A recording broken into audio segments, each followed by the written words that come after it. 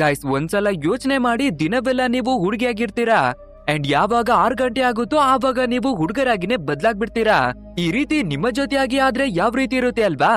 ಯಾಕಂದ್ರೆ ನಾವಿವತ್ತು ನೋಡೋದಿಕ್ಕೆ ಬರ್ತಾ ಇರುವ ಮೂವಿಯಲ್ಲವೇ ಕೂಡ ನಮ್ಮ ಹೀರೋ ರಾತ್ರಿ ಆಗ್ಬೇಕಾದ್ರೆ ಹುಡುಗನಾಗ್ತಾನೆ, ಬೆಳಿಗ್ಗೆ ಆಗಿದ್ ಕೂಡ್ಲೆ ಹುಡುಗಿಯಾಗಿ ಬದ್ಲಾಗ್ತಾನೆ. ಸೊ ಈ ಘಟನೆ ಹೊರಗಡೆ ಯಾರ್ಗವೇ ಕೂಡ ಗೊತ್ತಾಗ್ಬಾರ್ದು ಅಂತ ಹುಡುಗ ಹುಡುಗಿ ಇಬ್ಬರವೇ ಕೂಡ ಒಂದೇ ದೇಹದಲ್ಲಿ ಬದುಕಿ ಬರ್ತಾ ಇದ್ದಾರೆ. ನಂತರ ಇವರ ಲೈಫ್ ಅಲ್ಲಿ ಏನಾಗುತ್ತೆ, ಯಾವ್ಯಾವ ಪ್ರಾಬ್ಲಮ್ ಗಳನ್ನ ಫೇಸ್ ಅನ್ನ ಮಾಡ್ತಾರೆ ಎನ್ನುವ ಒಂದು ಕ್ರೇಜಿ ಮೂವಿಯನ್ನ ನೋಡ್ತಾ ಇದೀವಿ. ಅಂದಾಗೆ ನಾವಿವಾಗ ನೋಡೋದಿಕ್ಕೆ ಬಂದಿರೋದು ರೀಸೆಂಟ್ ಆಗಿನೇ ತಮಿಳ್ನಲ್ಲಿ ರಿಲೀಸ್ ಆಗಿರುವ ಡಬಲ್ ಆಕ್ಯುಪೆನ್ಸಿ ಅನ್ನುವ ಒಂದು ಮೂವಿಯನ್ನ. ವಿಡಿಯೋ ಮಾತ್ರ ಸಖತ್ತಾಗಿದೆ, ಸೊ ಸ್ಕಿಪ್ ಅನ್ನ ಮಾಡದೆ ಕೊನೆವರೆಗೂ ನೋಡಿ. ಅಂಡ್ ಇಲ್ಲಿವರೆಗೂ ನೀವು ನಮ್ಮ ಚಾನೆಲ್ ಅನ್ನ ಸಬ್ಸ್ಕ್ರೈಬ್ ಮಾಡಿಲ್ಲ ಅಂದ್ರೆ ಪಟಾಪಟ ಅಂತ ಸಬ್ಸ್ಕ್ರೈಬ್ ಮಾಡ್ಕೊಳ್ಳಿ. ಹಾಗೆ ಹೊಸದಾಗಿ ಬರ್ತಿರುವ ಮೂವಿಗಳನ್ನ ಎಕ್ಸ್ಪ್ಲೈನ್ ಮಾಡೋದಿಕ್ಕೆ ಅಂತಾನೆ ಒಂದು ಚಾನೆಲ್ ಅನ್ನ ಕ್ರಿಯೇಟ್ ಮಾಡಿ. ಅದರ ಲಿಂಕ್ ಅನ್ನವೇ ಕೂಡ ನಾನು ಡಿಸ್ಕ್ರಿಪ್ಷನ್ ಅಲ್ಲಿ ಕೊಟ್ಟಿದ್ದೀನಿ. ಸೊ ಅದನ್ನವೇ ಕೂಡ ಸಬ್ಸ್ಕ್ರೈಬ್ ಅನ್ನ ಮಾಡ್ಕೊಂಡು ನಮ್ಗೆ ಸಪೋರ್ಟ್ ಅನ್ನ ಮಾಡಿ. ಸರಿ ಓಕೆ, ಇನ್ನು ತಡವನ್ನ ಮಾಡದೆ ಇವತ್ತಿನ ವಿಡಿಯೋವನ್ನ ಶುರು ಮಾಡೋಣ. ಓಪನಿಂಗ್ ಸೀನ್ ನಲ್ಲಿ ನಮ್ಗೆ ಒಂದು ಕಪಲ್ ಅನ್ನ ತೋರಿಸ್ತಾರೆ. ಅಂಡ್ ಅದ್ರಲ್ಲಿ ಹೆಂಡತಿಗೆ ಲೇಬರ್ ಪೇನ್ ಬಂದು ಡೆಲಿವರಿ ಆಗುವ ಸಿಚುವೇಶನ್ ಬಂದ್ಬಿಟ್ಟಿರುತ್ತೆ. ಸೊ ಹೊರಗಡೆ ನೋಡಿದ್ರೆ ಧಾರಾಕಾರವಾದ ಮಳೆ ಬರ್ತಿರೋದ್ರಿಂದ ಅವಳ ಗಂಡನೇ ಹೆಲ್ಪ್ ಅನ್ನ ಮಾಡಿ ಒಂದು ಮಗುವಿಗೆ ಜನ್ಮವನ್ನವೇ ಕೂಡ ಕೊಡ್ತಾರೆ. ಸೊ ಇದನ್ನ ನೋಡ್ಬೇಕಾದ್ರೆ ಆ ಗಂಡ ಹೆಂಡತಿ ಇಬ್ಬರವೇ ಕೂಡ ತುಂಬಾನೇ ಹ್ಯಾಪಿ ಆಗಿರ್ತಾರೆ. ಬಟ್ ಆದ್ರೆ ಅವರ ಖುಷಿ ತುಂಬಾ ಹೊತ್ತು ಇರೋದಿಲ್ಲ, ಯಾಕಂದ್ರೆ ಹುಟ್ಟಿದಾಗನೇ ಆ ಮಗು ಆಲ್ರೆಡಿ ಸತ್ತು ಹೋಗಿರುತ್ತೆ. ಸೊ ಇದನ್ನ ನೋಡುವ ಫಾದರು ತುಂಬಾನೇ ಬೇಜಾರನ್ನ ಮಾಡ್ಕೊಂಡು ಒಂದು ಫ್ಲಾಶ್ ಬ್ಯಾಕ್ ಅನ್ನ ನೆನಪನ್ನ ಮಾಡ್ಕೋತಾರೆ. ಅಂದ್ರೆ ಇವರು ಮದ್ವೆಯಾಗಿ 2-3 ವರ್ಷಗಳಾದ್ರೂ ಕೂಡ ಯಾವುದೇ ಮಕ್ಕಳು ಆಗಿರೋದಿಲ್ಲ. ಆದ್ರಿಂದ ಗಂಡ ಹೆಂಡತಿ ಇಬ್ಬರವೇ ಕೂಡ ಒಂದು ದೇವಸ್ಥಾನಕ್ಕಾಗಿ ಬಂದು ಸೇವೆಯನ್ನ ಮಾಡ್ತಿರ್ತಾರೆ. ಅಂಡ್ ಆ ದೇವರವೇ ಕೂಡ ಮನುಷ್ಯ ರೂಪದಲ್ಲಿ ಇವರ ಹತ್ರಕ್ಕಾಗಿನೇ ಬಂದು, ನೋಡಮ್ಮ ನಿನ್ನ ಗಂಡ ನೀನು ಕರ್ದೆ ಅನ್ನೋದಾಗಿನೇ ಬಂದು ಇಲ್ಲಿ ಸೇವೆಯನ್ನ ಮಾಡ್ತಾ ಇದ್ದಾನೆ, ಇವನು ನಿನ್ಗೋಸ್ಕರ ಬಂದಿದ್ದಾನೆ ಹೊರತು ದೇವರ ಮೇಲೆ ಯಾವುದೇ ನಂಬಿಕೆ ಇಲ್ಲ ಅನ್ನೋದಾಗಿನೇ ಹೇಳ್ಕೊಂಡಿರುತ್ತೆ. ಸೊ ಇವಾಗ ವಿಷಯ ಫಾದರ್ಗೆ ಕೂಡ ಅರ್ಥವಾಗ್ಬೇಕಾದ್ರೆ ಆ ಮಗುವನ್ನ ಹೊರಗಡೆಗಾಗಿನೇ ತಗೊಂಡು ಬಂದು, ನಾನು ದೇವರನ್ನ ನಂಬದೆ ತಪ್ಪನ್ನ ಮಾಡ್ಬಿಟ್ಟಿದೀನಿ, ಸೊ ನನ್ನ ತಪ್ಪಿಗೆ ಕ್ಷಮೆಯನ್ನ ಕೇಳ್ತಾ ಇದ್ದೀನಿ ದೇವ್ರೆ, ನನ್ನ ಮಗುವನ್ನ ಜೀವಂತವಾಗಿ ಮಾಡು ಅನ್ನೋದಾಗಿ ದೇವ್ರ ಹತ್ರ ಕೇಳ್ಕೊತಾನೆ. ಇದನ್ನ ಕೇಳುವ ದೇವ್ರು ಕೂಡ ಫೈನಲ್ ಆಗಿ ಇವನನ್ನ ಕ್ಷಮಿಸಿ ಒಂದು ವಿಶೇಷವಾದ ಬೆಳಕನ್ನ ಮಗುವಿನ ಒಳಗಡೆಗಾಗಿನೇ ಸೇರ್ಸುತ್ತೆ. ಅಂದ್ರೆ ಸತ್ತು ಹೋಗಿರುವ ನಮ್ಮ ಮಗು ಕೂಡ ಇವಾಗ ಜೀವಂತವಾಗುತ್ತೆ. ಅಂಡ್ ಆ ಮಗುವನ್ನ ತಂದು ಹೆಂಡತಿಗೆ ತೋರಿಸಿ ಎಲ್ಲಾ ಸತ್ಯಗಳನ್ನ ಹೇಳ್ಕೋಬೇಕಾದ್ರೆ ಇದನ್ನ ಕೇಳಿ ಮಧುರವೇ ಕೂಡ ತುಂಬಾನೇ ಹ್ಯಾಪಿ ಆಗ್ಬಿಡ್ತಾರೆ. ಅಂಡ್ ಇವಾಗ ಹುಟ್ಟಿರೋದು ಒಂದು ಗಂಡು ಮಗು. ಒಂದು ದಿನ ಮಧುರು ಆ ಮಗುವಿಗೆ ಹಾಲನ್ನ ಫೀಡ್ ಮಾಡ್ತಿರ್ಬೇಕಾದ್ರೆ ಸಡನ್ ಆಗಿ ಆ ಗಂಡು ಮಗು ಹೆಣ್ಣು ಮಗುವಾಗಿನೇ ಕನ್ವರ್ಟ್ ಆಗ್ಬಿಡುತ್ತೆ. ಅಷ್ಟೇ ಇದನ್ನ ನೋಡ್ಬೇಕಾದ್ರೆ ನಮ್ಮ ಕಪಲ್ಗೆ ಏನವೇ ಕೂಡ ಅರ್ಥವಾಗೋದಿಲ್ಲ. ಬಟ್ ಆದ್ರೆ ನಾವು ಕೇಳ್ಕೊಂಡಿರೋದ್ರಿಂದ ದೇವ್ರು ನಮ್ಮ ಮಗುವನ್ನ ವಾಪಸ್ ಕೊಟ್ಟಿದೆ. ಆದ್ರೆ ಒಂದೇ ಮಗುವಿನಲ್ಲಿ ಗಂಡು ಮಗು ಮತ್ತೆ ಹೆಣ್ಣು ಮಗು ಎರಡನ್ನವೇ ಕೂಡ ವರವಾಗಿನೇ ಕೊಟ್ಟಿದೆ. ಆದ್ರಿಂದ ಗಂಡು ಮಗುವನ್ನ ರಾಜ್ ಅಂತ ಕರೆಯೋಣ, ಹೆಣ್ಣು ಮಗುವನ್ನ ರಂಜಿನಿ ಅಂತ ಕರೆಯೋಣ ಅಂತ ಹೆಸರನ್ನ ಮಡಿಕೋತಾರೆ. ಬಟ್ ಆದ್ರೆ ಈ ವಿಷಯ ಹೊರಗಡೆ ಯಾರಿಗೂ ಕೂಡ ಗೊತ್ತಾಗ್ಬಾರ್ದು ಅಂತ ಯೋಚಿಸಿ ಪಟ್ ಅಂತ ಈ ಊರನ್ನೇ ಖಾಲಿ ಮಾಡ್ಕೊಂಡು ಬೇರೆ ಒಂದು ಊರಿಗೆ ಶಿಫ್ಟ್ ಆಗ್ಬಿಡ್ತಾರೆ. ನಂತರ ನಮ್ಮ ಪೇರೆಂಟ್ಗಳು ನಿಜವನ್ನ ಅರ್ಥ ಮಾಡ್ಕೊಂಡು ಈ ಮಗುವನ್ನ ಚೆನ್ನಾಗಿನೇ ಬೆಳೆಸೋದಿಕ್ಕಾಗಿ ಕಷ್ಟವನ್ನ ಪಡ್ತಾರೆ. ಅಂದ್ರೆ ಈ ಮಗು ದಿನವೆಲ್ಲ ಹುಡುಗಿಯಾಗಿ ಬದಲಾಗುತ್ತೆ, ರಾತ್ರಿ ಆದ ನಂತರ ಹುಡುಗನಾಗಿನೇ ಕನ್ವರ್ಟ್ ಆಗುತ್ತೆ. ಅಂಡ್ ಇದ್ರಲ್ಲಿ ಟ್ವಿಸ್ಟ್ ಏನು ಅಂದ್ರೆ ಹುಡುಗನ ಜೊತೆ ಏನು ನಡೆದಿದೆ ಅಂತ ಹುಡುಗಿಗೆ ಗೊತ್ತಾಗಲ್ಲ, ಹುಡುಗಿ ಜೊತೆ ಏನ್ ನಡೆದಿದೆ ಅಂತ ಹುಡುಗನಿಗೆ ಗೊತ್ತಾಗೋದಿಲ್ಲ. ಸೊ ಒಬ್ರನ್ನೊಬ್ರು ಫೀಲ್ ಅನ್ನ ಮಾಡೋದಿಕ್ಕೆ ಆಗೋದೇ ಇಲ್ಲ. ಆದ್ರೂ ಕೂಡ ನಮ್ಮ ಪೇರೆಂಟ್ಗಳು ನೀವು ಯಾವಾಗ್ಲೂ ಬೊಟ್ಟಿಗೆ ಇರ್ಬೇಕು ಅನ್ನೋದಾಗಿ ಮೋಟಿವೇಟ್ ಅನ್ನ ಮಾಡ್ತಾರೆ. ಅಂಡ್ ಇದೇ ರೀತಿಯಾಗಿ ಇಬ್ರು ಬೆಳ್ಕೊಂಡು ದೊಡ್ಡವರಾಗ್ಬೇಕಾದ್ರೆ ಒಂದು ಟೆಕ್ನಿಕ್ ಅನ್ನ ಕಂಡು ಹಿಡ್ಕೋತಾರೆ. ಅಂದ್ರೆ ಫೋನಿನ ಮುಖಾಂತರ ರೆಕಾರ್ಡ್ ಅನ್ನ ಮಾಡಿ ಮತ್ತೊಬ್ಬರು ಅದನ್ನ ಅರ್ಥ ಮಾಡ್ಕೊಳ್ಳೋದು. ಅಂದ್ರೆ ನಮ್ಮ ಹುಡುಗಿ ದಿನವೆಲ್ಲ ಏನಾಯ್ತು ಅನ್ನೋದ್ರ ಬಗ್ಗೆ ಒಂದು ರೆಕಾರ್ಡ್ ಅನ್ನ ಮಾಡಿ ಮಡುಕ್ತಾಳೆ. ಅದನ್ನ ಕೇಳುವ ನಮ್ಮ ರಾಜು ಹುಡುಗಿಯ ಬಗ್ಗೆ ಎಲ್ಲವನ್ನ ತಿಳ್ಕೊಂಡು ಇವನ ಜೊತೆ ಏನೆಲ್ಲ ನಡೆಯುತ್ತೋ ಇವನವೇ ಕೂಡ ರೆಕಾರ್ಡ್ ಅನ್ನ ಮಾಡಿ ಹುಡುಗಿಗಾಗಿನೇ ಮಡುಕ್ತಾನೆ. ಅಂಡ್ ಇದೇ ರೀತಿಯಾಗಿ ನಮ್ಮ ಫ್ಯಾಮಿಲಿ ಕೂಡ ಒಂದು ನೆಮ್ಮದಿಯಾದ ಲೈಫ್ ಅನ್ನ ಬದುಕಿ ಬರ್ತಿರ್ತಾರೆ. ಅಂಡ್ ಒಂದು ದಿನ ಯಾವ್ದೋ ಕೆಲ್ಸದ ಮೇಲೆ ತಂದೆ ತಾಯಿ ಇಬ್ಬರವೇ ಕೂಡ ಬೇರೆ ಊರಿಗಾಗಿನೇ ಹೊರಟು ಬರ್ತಾರೆ. ಅಂಡ್ ಮಾರ್ನಿಂಗ್ ಆಗ್ಬೇಕಾದ್ರೆ ನಮ್ಮ ರಜನಿಗೆ ಒಂದು ವಿಷಯ ಗೊತ್ತಾಗುತ್ತೆ. ಅಂದ್ರೆ ಕೆಲ್ಸಕ್ಕೆ ಹೋಗಿರುವ ತಂದೆ ತಾಯಿ ಇಬ್ಬರವೇ ಕೂಡ ಆಕ್ಸಿಡೆಂಟ್ ಅಲ್ಲಿ ತೀರೋಗಿದ್ದಾರೆ ಅಂತ. ಸೊ ಜಗತ್ತಿನ ಕಣ್ಣಿಗೆ ಇವರಿಗೆ ಇರ್ತಾ ಇರೋದು ಇವಳು ಒಬ್ಬಳೆ ಮಗಳಲ್ವಾ, ಆದ್ರಿಂದ ಬೇಜಾರಾದ್ರೂ ಕೂಡ ಬೇರೆ ದಾರಿ ಇಲ್ದೆ ಎಲ್ಲ ಅಂತಿಮ ಸಂಸ್ಕಾರವನ್ನ ಇವಳು ಒಬ್ಬಳೆಯಾಗಿನೇ ಮಾಡಿ ಮುಗಿಸ್ತಾಳೆ. ನೆಕ್ಸ್ಟ್ ರಾತ್ರಿ ಆಗ್ತಿದಾಗಿನೇ ನಮ್ಮ ರಾಜು ಕನ್ವರ್ಟ್ ಆಗ್ಬೇಕಾದ್ರೆ ಅವನ ತಂದೆ ತಾಯಿ ಫೋಟೋಗೆ ಹಾರ ಹಾಕಿರೋದನ್ನ ನೋಡಿ ನೆಕ್ಸ್ಟ್ ಲೆವೆಲ್ ನಲ್ಲಿ ಕೋಪ ಮಾಡ್ಕೋತಾನೆ. ಕನಿಷ್ಠ ಪಕ್ಷ ಅವರ ಮುಖವನ್ನವೇ ಕೂಡ ಕೊನೆಯದಾಗಿ ನೋಡೋದಿಕ್ಕೆ ಬಿಟ್ಟಿಲ್ಲ ಅಂತ ಸರಿಯಾಗಿನೇ ಬೈಕೋತಾನೆ. ಅಂಡ್ ಇದೇ ಕೋಪದಲ್ಲಿ ಅವಳ ಜೊತೆ ಮಾತಾಡೋದನ್ನವೇ ಕೂಡ ಬಿಟ್ಬಿಡ್ತಾನೆ ನಮ್ಮ ರಾಜು. ಅಂಡ್ ಇದೇ ರೀತಿಯಾಗಿ ಕೆಲವು ದಿನಗಳು ಕಳಿಬೇಕಾದ್ರೆ ಇವರು ಸಿಟಿಗಾಗಿನೇ ಶಿಫ್ಟ್ ಆಗ್ತಾರೆ. ಅಲ್ಲಿ ಬಂದ ನಂತರ ನಮ್ಮ ರಜನಿ ಕೂಡ ಒಂದು ಜೆನೆಟಿಕ್ ಲ್ಯಾಬ್ ನ ಒಳಗಡೆಗಾಗಿನೇ ಬಂದು ಇಂಟರ್ವ್ಯೂ ನ ಕೊಡ್ಬೇಕಾದ್ರೆ ಜಾಬ್ ಕೂಡ ಸಿಕ್ಬಿಡುತ್ತೆ. ಸೊ ನಮ್ಮ ರಾಜ್ಗೆ ಒಂದು ವಾಯ್ಸ್ ನೋಟ್ ಅನ್ನ ರೆಕಾರ್ಡ್ ಅನ್ನ ಮಾಡ್ತಾಳೆ. ಹುಡುಗ ಆಗಿ ಎಲ್ಲಿವರೆಗೂ ಕೂಡ ನೀನು ಇದೇ ರೀತಿಯಾಗಿನೇ ಜಾಬ್ಲೆಸ್ ಆಗಿ ಇರ್ತೀಯ. ನನ್ಗಂತೂ ಒಂದು ಜಾಬ್ ಸಿಕ್ಕಾಗಿದೆ. ಇನ್ನು ನಿನ್ನ ಖರ್ಚನ್ನ ನೋಡ್ಕೊಳ್ಳೋದಕ್ಕೆ ನೀನು ಒಂದು ಜಾಬ್ ಅನ್ನ ಹುಡುಕೋ. ಎಷ್ಟು ದಿನಗಳು ಅಂತ ನನ್ನ ಹಣದಲ್ಲೇ ಬದುಕ್ತಿ ಅನ್ನೋದಾಗಿನೇ ನೋಟ್ ಅನ್ನ ಮಾಡಿ ಮಡಗ್ತಾಳೆ. ಅಂಡ್ ಈ ವಾಯ್ಸ್ ನೋಟ್ ಅನ್ನ ನಮ್ಮ ರಾಜ್ ಕೂಡ ಕೇಳ್ತಾನೆ. ಬಟ್ ಆಕ್ಚುಲ್ ಆಗಿ ಹೇಳ್ಬೇಕು ಅಂದ್ರೆ ನಮ್ಮ ರಾಜು ಆಲ್ರೆಡಿ ಒಂದು ಜಾಬ್ ಅನ್ನ ಹುಡಿಕೊಂಡು ಹೇಗಿದ್ರೆ ಇವನು ಎಚ್ಚರಿ ಆಗೋದೇ ರಾತ್ರಿ ವೇಳೆಯಲ್ಲಿ ಅಲ್ವಾ. ಸೊ ಒಂದು ಬಾರ್ನ ಒಳಗಡೆ ಎಣ್ಣೆಯನ್ನ ಸರ್ವನ ಮಾಡುವ ಕೆಲಸವನ್ನ ಹುಡಿಕೊಂಡಿದ್ದಾನೆ. ಅಂಡ್ ಇದೇ ಪಬ್ನ ಒಳಗಡೆಗೆ ಒಬ್ಬ ರೆಗ್ಯುಲರ್ ಆಗಿರುವ ಕಸ್ಟಮರ್ ಕೂಡ ಬರ್ತಿರ್ತಾನೆ. ಅಂಡ್ ಅವನು ಪ್ರತಿದಿನ ಬರೋದ್ರಿಂದ ರಾಜ್ನ ಜೊತೆ ಮಾತಾಡ್ಕೊಂಡು ಫ್ರೆಂಡ್ಶಿಪ್ ಅನ್ನ ಮಾಡ್ಕೋತಾನೆ. ಅಂಡ್ ಇದೇ ರೀತಿ ಇರ್ಬೇಕಾದ್ರೆ ಈ ಪಬ್ನ ಒಳಗಡೆಗೆ ಒಂದು ಬ್ಯೂಟಿಫುಲ್ ಆಗಿರುವ ಹುಡುಗಿ ಕೂಡ ಬರ್ತಾಳೆ. ಅಂಡ್ ಅವಳನ್ನ ನೋಡಿ ಇಂಪ್ರೆಸ್ ಆಗುವ ನಮ್ಮ ರಾಜು ರಾಮುವಿನ ಹತ್ರಕ್ಕಾಗಿನೇ ಬಂದು ಆ ಹುಡುಗಿ ಯಾರು ಅನ್ನೋದಾಗಿನೇ ಕೇಳ್ತಾನೆ. ಅದಕ್ಕೆ ರಾಮು ಕೂಡ ಅವಳ ಹೆಸರು ಬಂದು ಪ್ರಿಯಾ ಅಂತ. ಅಂಡ್ ಅವಳು ದೊಡ್ಡ ಬಿಸ್ನೆಸ್ ನನ್ನ ಮಗಳು ಅನ್ನೋದಾಗಿನವೇ ಹೇಳ್ಕೊತಾನೆ. ಸೊ ಇದನ್ನ ಕೇಳ್ತಿದಾಗೆ ನಮ್ಮ ರಾಜು ಅವಳ ಹಿಂದೆ ಅಲಿಯೋದಿಕ್ಕಾಗಿನೇ ಶುರುವನ್ನ ಮಾಡ್ಕೋತಾನೆ. ಅದನ್ನ ಅಬ್ಸರ್ವ್ ಮಾಡುವ ಪ್ರಿಯಾ ಕೂಡ ಇದಕ್ಕಿಂತ ಮುಂಚೆ ಈ ಪಬ್ ನಲ್ಲಿ ನಿನ್ನನ್ನ ನೋಡಿಲ್ಲ. ಸೊ ಯಾರ್ ನೀನು ನನ್ನನ್ನು ಏನಕ್ಕೆ ಫಾಲೋವನ್ನ ಮಾಡ್ತಿದ್ಯಾ ಅನ್ನೋದಾಗಿ ಕೇಳ್ಬೇಕಾದ್ರೆ ನಾನು ಹೊಸದಾಗಿನೇ ಈ ಪಬ್ನ ಒಳಗಡೆಗೆ ಜಾಯ್ನ್ ಆಗಿದೀಯ ಅಂತ ಹೇಳ್ಕೊಂಡು ಇವಳ ಜೊತೆ ಸ್ವಲ್ಪ ಫ್ಲೋಟಿಂಗ್ ಅನ್ನವೇ ಕೂಡ ಮಾಡೋದಿಕ್ಕೆ ಶುರು ಮಾಡ್ಕೋತಾನೆ. ನೆಕ್ಸ್ಟ್ ನಮ್ಗೆ ತೋರಿಸ್ಬೇಕಾದ್ರೆ ಎಲ್ಲರೂ ಕೂಡ ಪಬ್ಬಿನಲ್ಲಿ ಕುಡಿದು ವಾಪಸ್ಸು ಮನೆಗಾಗಿನೇ ಹೋಗ್ತಾರೆ. ಬಟ್ ಆದ್ರೆ ಈ ರಾಮು ಮಾತ್ರ ಫುಲ್ಲು ಟೈಟ್ ಆಗಿ ಅದೇ ಜಾಗದಲ್ಲಿ ಮಲ್ಕೋಬಿಟ್ಟಿದ್ದಾನೆ. ಇನ್ನು ನಮ್ಮ ರಾಜ್ ಅವನನ್ನ ನೋಡ್ಬೇಕಾದ್ರೆ ಇವನ ಅಡ್ರೆಸ್ ಯಾವ್ದು ಅಂತ ಗೊತ್ತಿಲ್ಲ ಅಲ್ವಾ. ಆದ್ರಿಂದ ಬೇರೆ ದಾರಿ ಇಲ್ದೆ ನಮ್ಮ ರಾಜು ಅವನ ಮನೆಗಾಗಿನೇ ಕರ್ಕೊಂಡು ಬರ್ತಾನೆ. ಅಂಡ್ ಇಬ್ಬರುವೆ ಕೂಡ ಡ್ರಿಂಕ್ ಅನ್ನ ಮಾಡಿರೋದ್ರಿಂದ ಅಕ್ಕಪಕ್ಕದಲ್ಲಿನೇ ಮಲ್ಕೋತಾರೆ. ನೆಕ್ಸ್ಟ್ ಡೇ ಮಾರ್ನಿಂಗ್ ಆಗ್ಬೇಕಾದ್ರೆ ಆ ರಾಮು ಕೂಡ ಕಣ್ಣನ್ನ ಬಿಡ್ತಾನೆ. ಬಟ್ ಆದ್ರೆ ಬೆಳಗ್ಗೆ ಆಗಿದ್ ಕೂಡ್ಲೆ ನಮ್ಮ ರಾಜು ರಜನಿಯಾಗಿ ಕನ್ವರ್ಟ್ ಆಗ್ತಾನೆ ಅಲ್ವಾ. ಸೊ ಅದೇ ರೀತಿಯಾಗಿ ಇವಾಗ ರಜನಿ ಎಚ್ಚರಿ ಆಗ್ಬೇಕಾದ್ರೆ ಆ ರಾಮುವನ್ನ ನೋಡಿ ಯಾರು ನೀನು ನನ್ನ ಮನೆ ಒಳಗಡೆ ಏನನ್ನ ಮಾಡ್ತಿದ್ಯಾ ಅಂತ ಸರಿಯಾಗಿನೇ ಬೈತಾಳೆ. ಅದಕ್ಕೆ ರಾಮು ರಾಜನನ್ನ ಯಾಗಕ್ಕಾಗಿನೇ ಕರ್ಕೊಂಡು ಬಂದ. ಕುಡ್ದ ನಶೆಯಲ್ಲಿ ಯಾರ ಮನೆಗೆ ಕರ್ಕೊಂಡು ಬಂದಿದ್ದಾನೋ ನನ್ಗಂತವೇ ಗೊತ್ತಿಲ್ಲ. ಇನ್ನೊಂದ್ಸಲ ಸಿಗ್ಲಿ ಅವನಿಗೆ ಗತಿಯನ್ನ ಕಾಣಿಸ್ತೀನಿ ಅನ್ನೋದಾಗಿನೇ ಬೈಕೊಂಡು ಬರ್ತಾನೆ. ನಂತರ ನಮ್ಮ ರಜನಿ ಒಂದು ಜೆನೆಟಿಕ್ ಲ್ಯಾಬ್ ನಲ್ಲಿ ಕೆಲಸವನ್ನ ಮಾಡಿ ಬರ್ತಿದ್ದಾಳೆ ಅಲ್ವಾ. ಸೊ ರೆಡಿಯಾಗಿ ಕೆಲಸವನ್ನ ಮಾಡೋದಿಕ್ಕಾಗಿನೇ ಹೊರಟು ಬರ್ತಾಳೆ. ಅಂಡ್ ಅದೇ ಜಾಗದಲ್ಲಿ ಕಾರ್ತಿಕ್ ಅನ್ನುವ ಮತ್ತೊಬ್ಬ ಹುಡುಗ ಕೂಡ ಕೆಲಸವನ್ನ ಮಾಡ್ತಿರ್ತಾನೆ. ಅಂಡ್ ದಿನಗಳು ಕಳಿಬೇಕಾದ್ರೆ ಆ ಕಾರ್ತಿಕ್ ನಮ್ಮ ರಜನಿ ಅವಳ ಮೇಲೆ ಲವ್ ಆಗೋದಿಕ್ಕೆ ಶುರುವಾಗುತ್ತೆ. ಅಂಡ್ ಇನ್ನೊಂದ್ ವಿಷಯ ಏನು ಅಂದ್ರೆ ನಮ್ಮ ರಜನಿ ಇವಳ ಜೆನೆಟಿಕ್ ನ ಮೇಲುವೆ ಕೂಡ ರಿಸರ್ಚ್ ಅನ್ನ ಮಾಡಿ ಬರ್ತಿದ್ದಾಳೆ. ನಂತರ ಇವಳು ಸಾಯಂಕಾಲ ಆಗ್ಬೇಕಾದ್ರೆ ಕೆಲಸವನ್ನ ಮುಗಿಸ್ಕೊಂಡು ಮನೆಗಾಗಿನೇ ಹೊರಟು ಬರ್ತಾಳೆ. ಅಂಡ್ ಇನ್ನೇನು 6 ಗಂಟೆ ಆಗ್ತಾ ಇದೆ ಅನ್ನುವ ಟೈಮಿಗೆ ಸರಿಯಾಗಿ ನಮ್ಮ ರಾಮು ರಾಜನ ಹುಡಿಕೊಂಡು ಈ ಮನೆಗಾಗಿನೇ ಬಂದ್ಬಿಡ್ತಾನೆ. ರಾಜ್ ನನ್ಗೆ ಅವನ ಮನೆ ಅಡ್ರೆಸ್ ಇದೆ ಅನ್ನೋದಾಗಿ ಕೊಟ್ಟಿದ್ದ. ಸೊ ನಾನಿವಾಗ ಅವನನ್ನ ಭೇಟಿಯನ್ನ ಮಾಡ್ಬೇಕು, ಅವನನ್ನ ಕರೀರಿ ಅನ್ನೋದಾಗಿನೇ ಮಾತಾಡ್ತಿರ್ತಾನೆ. ಇದನ್ನ ಕೇಳುವ ರಜನಿ ಕೋಪವನ್ನ ಮಾಡ್ಕೊಂಡು ನಿಮ್ಗೆ ರಾಜ್ ಬೇಕು ಅಂದ್ರೆ 6 ಗಂಟೆ ಮೇಲೇನೆ ಬಂದು ಭೇಟಿಯನ್ನ ಮಾಡಿ. ಅವನು 6 ಗಂಟೆ ಆದ್ಮೇಲೆನೆ ತಾನೇ ನಿಮ್ಮ ಪಬ್ಬಿಗೆ ಬರೋದು. ಸೊ 6 ಗಂಟೆ ಮೇಲೇನೆ ಬನ್ನಿ ಅನ್ನೋದಾಗಿನೇ ಹೇಳಿ ಡೋರ್ ಅನ್ನ ಕ್ಲೋಸ್ ಮಾಡ್ಕೊಂಡು ಒಳಗಡೆ ಬರ್ತಾಳೆ. ಬಟ್ ಆದ್ರೆ ಅವಳು ಕ್ಲೋಸ್ ಮಾಡಿರುವ ಡೋರು ನೀಟಾಗಿ ಕ್ಲೋಸ್ ಆಗಿರೋದಿಲ್ಲ. ಆದ್ರಿಂದ ರಾಮು ಸೀದಾ ಮನೆ ಒಳಗಡೆಗಾಗಿನೇ ಎಂಟರ್ ಆಗ್ತಾನೆ. ಅಂಡ್ ಇದೇ ಟೈಮಿಗೆ ಸರಿಯಾಗಿ 6 ಗಂಟೆ ಕೂಡ ಆಗ್ಬೇಕಾದ್ರೆ ಹುಡುಗಿಯಾಗಿರುವ ನಮ್ಮ ರಜನಿ ಇವಾಗ ಹುಡುಗನಾಗಿನೇ ಕನ್ವರ್ಟ್ ಆಗ್ತಾಳೆ. ಅಷ್ಟೇ ಇದನ್ನ ರಾಮು ಇವಾಗ ಕಣ್ಣಾರೆ ನೋಡ್ಬಿಡ್ತಾನೆ. ಅಂಡ್ ನಮ್ಮ ರಾಜ್ ಕೂಡ ಉಲ್ಟಾ ತಿರುಗಿ ನೋಡ್ಬೇಕಾದ್ರೆ ರಾಮು ಇಲ್ಲಿ ಏನನ್ನ ಮಾಡ್ತಿದ್ಯಾ ಅನ್ನೋದಾಗಿನೇ ಕ್ವಶನ್ ಕೇಳ್ತಾನೆ. ಬಟ್ ಆದ್ರೆ ಆ ರಾಮು ಇನ್ನವೇ ಕೂಡ ಶಾಕಿನಲ್ಲೇ ಇದ್ದಾನೆ. ಸೊ ಸೀದಾ ನಮ್ಮ ರಾಜು ಬಾರ್ನ ಒಳಗಡೆಗಾಗಿನೇ ಕರ್ಕೊಂಡು ಬಂದು ಇವನ ಎಲ್ಲಾ ಸತ್ಯವನ್ನುವೇ ಹೇಳ್ಕೊತಾನೆ.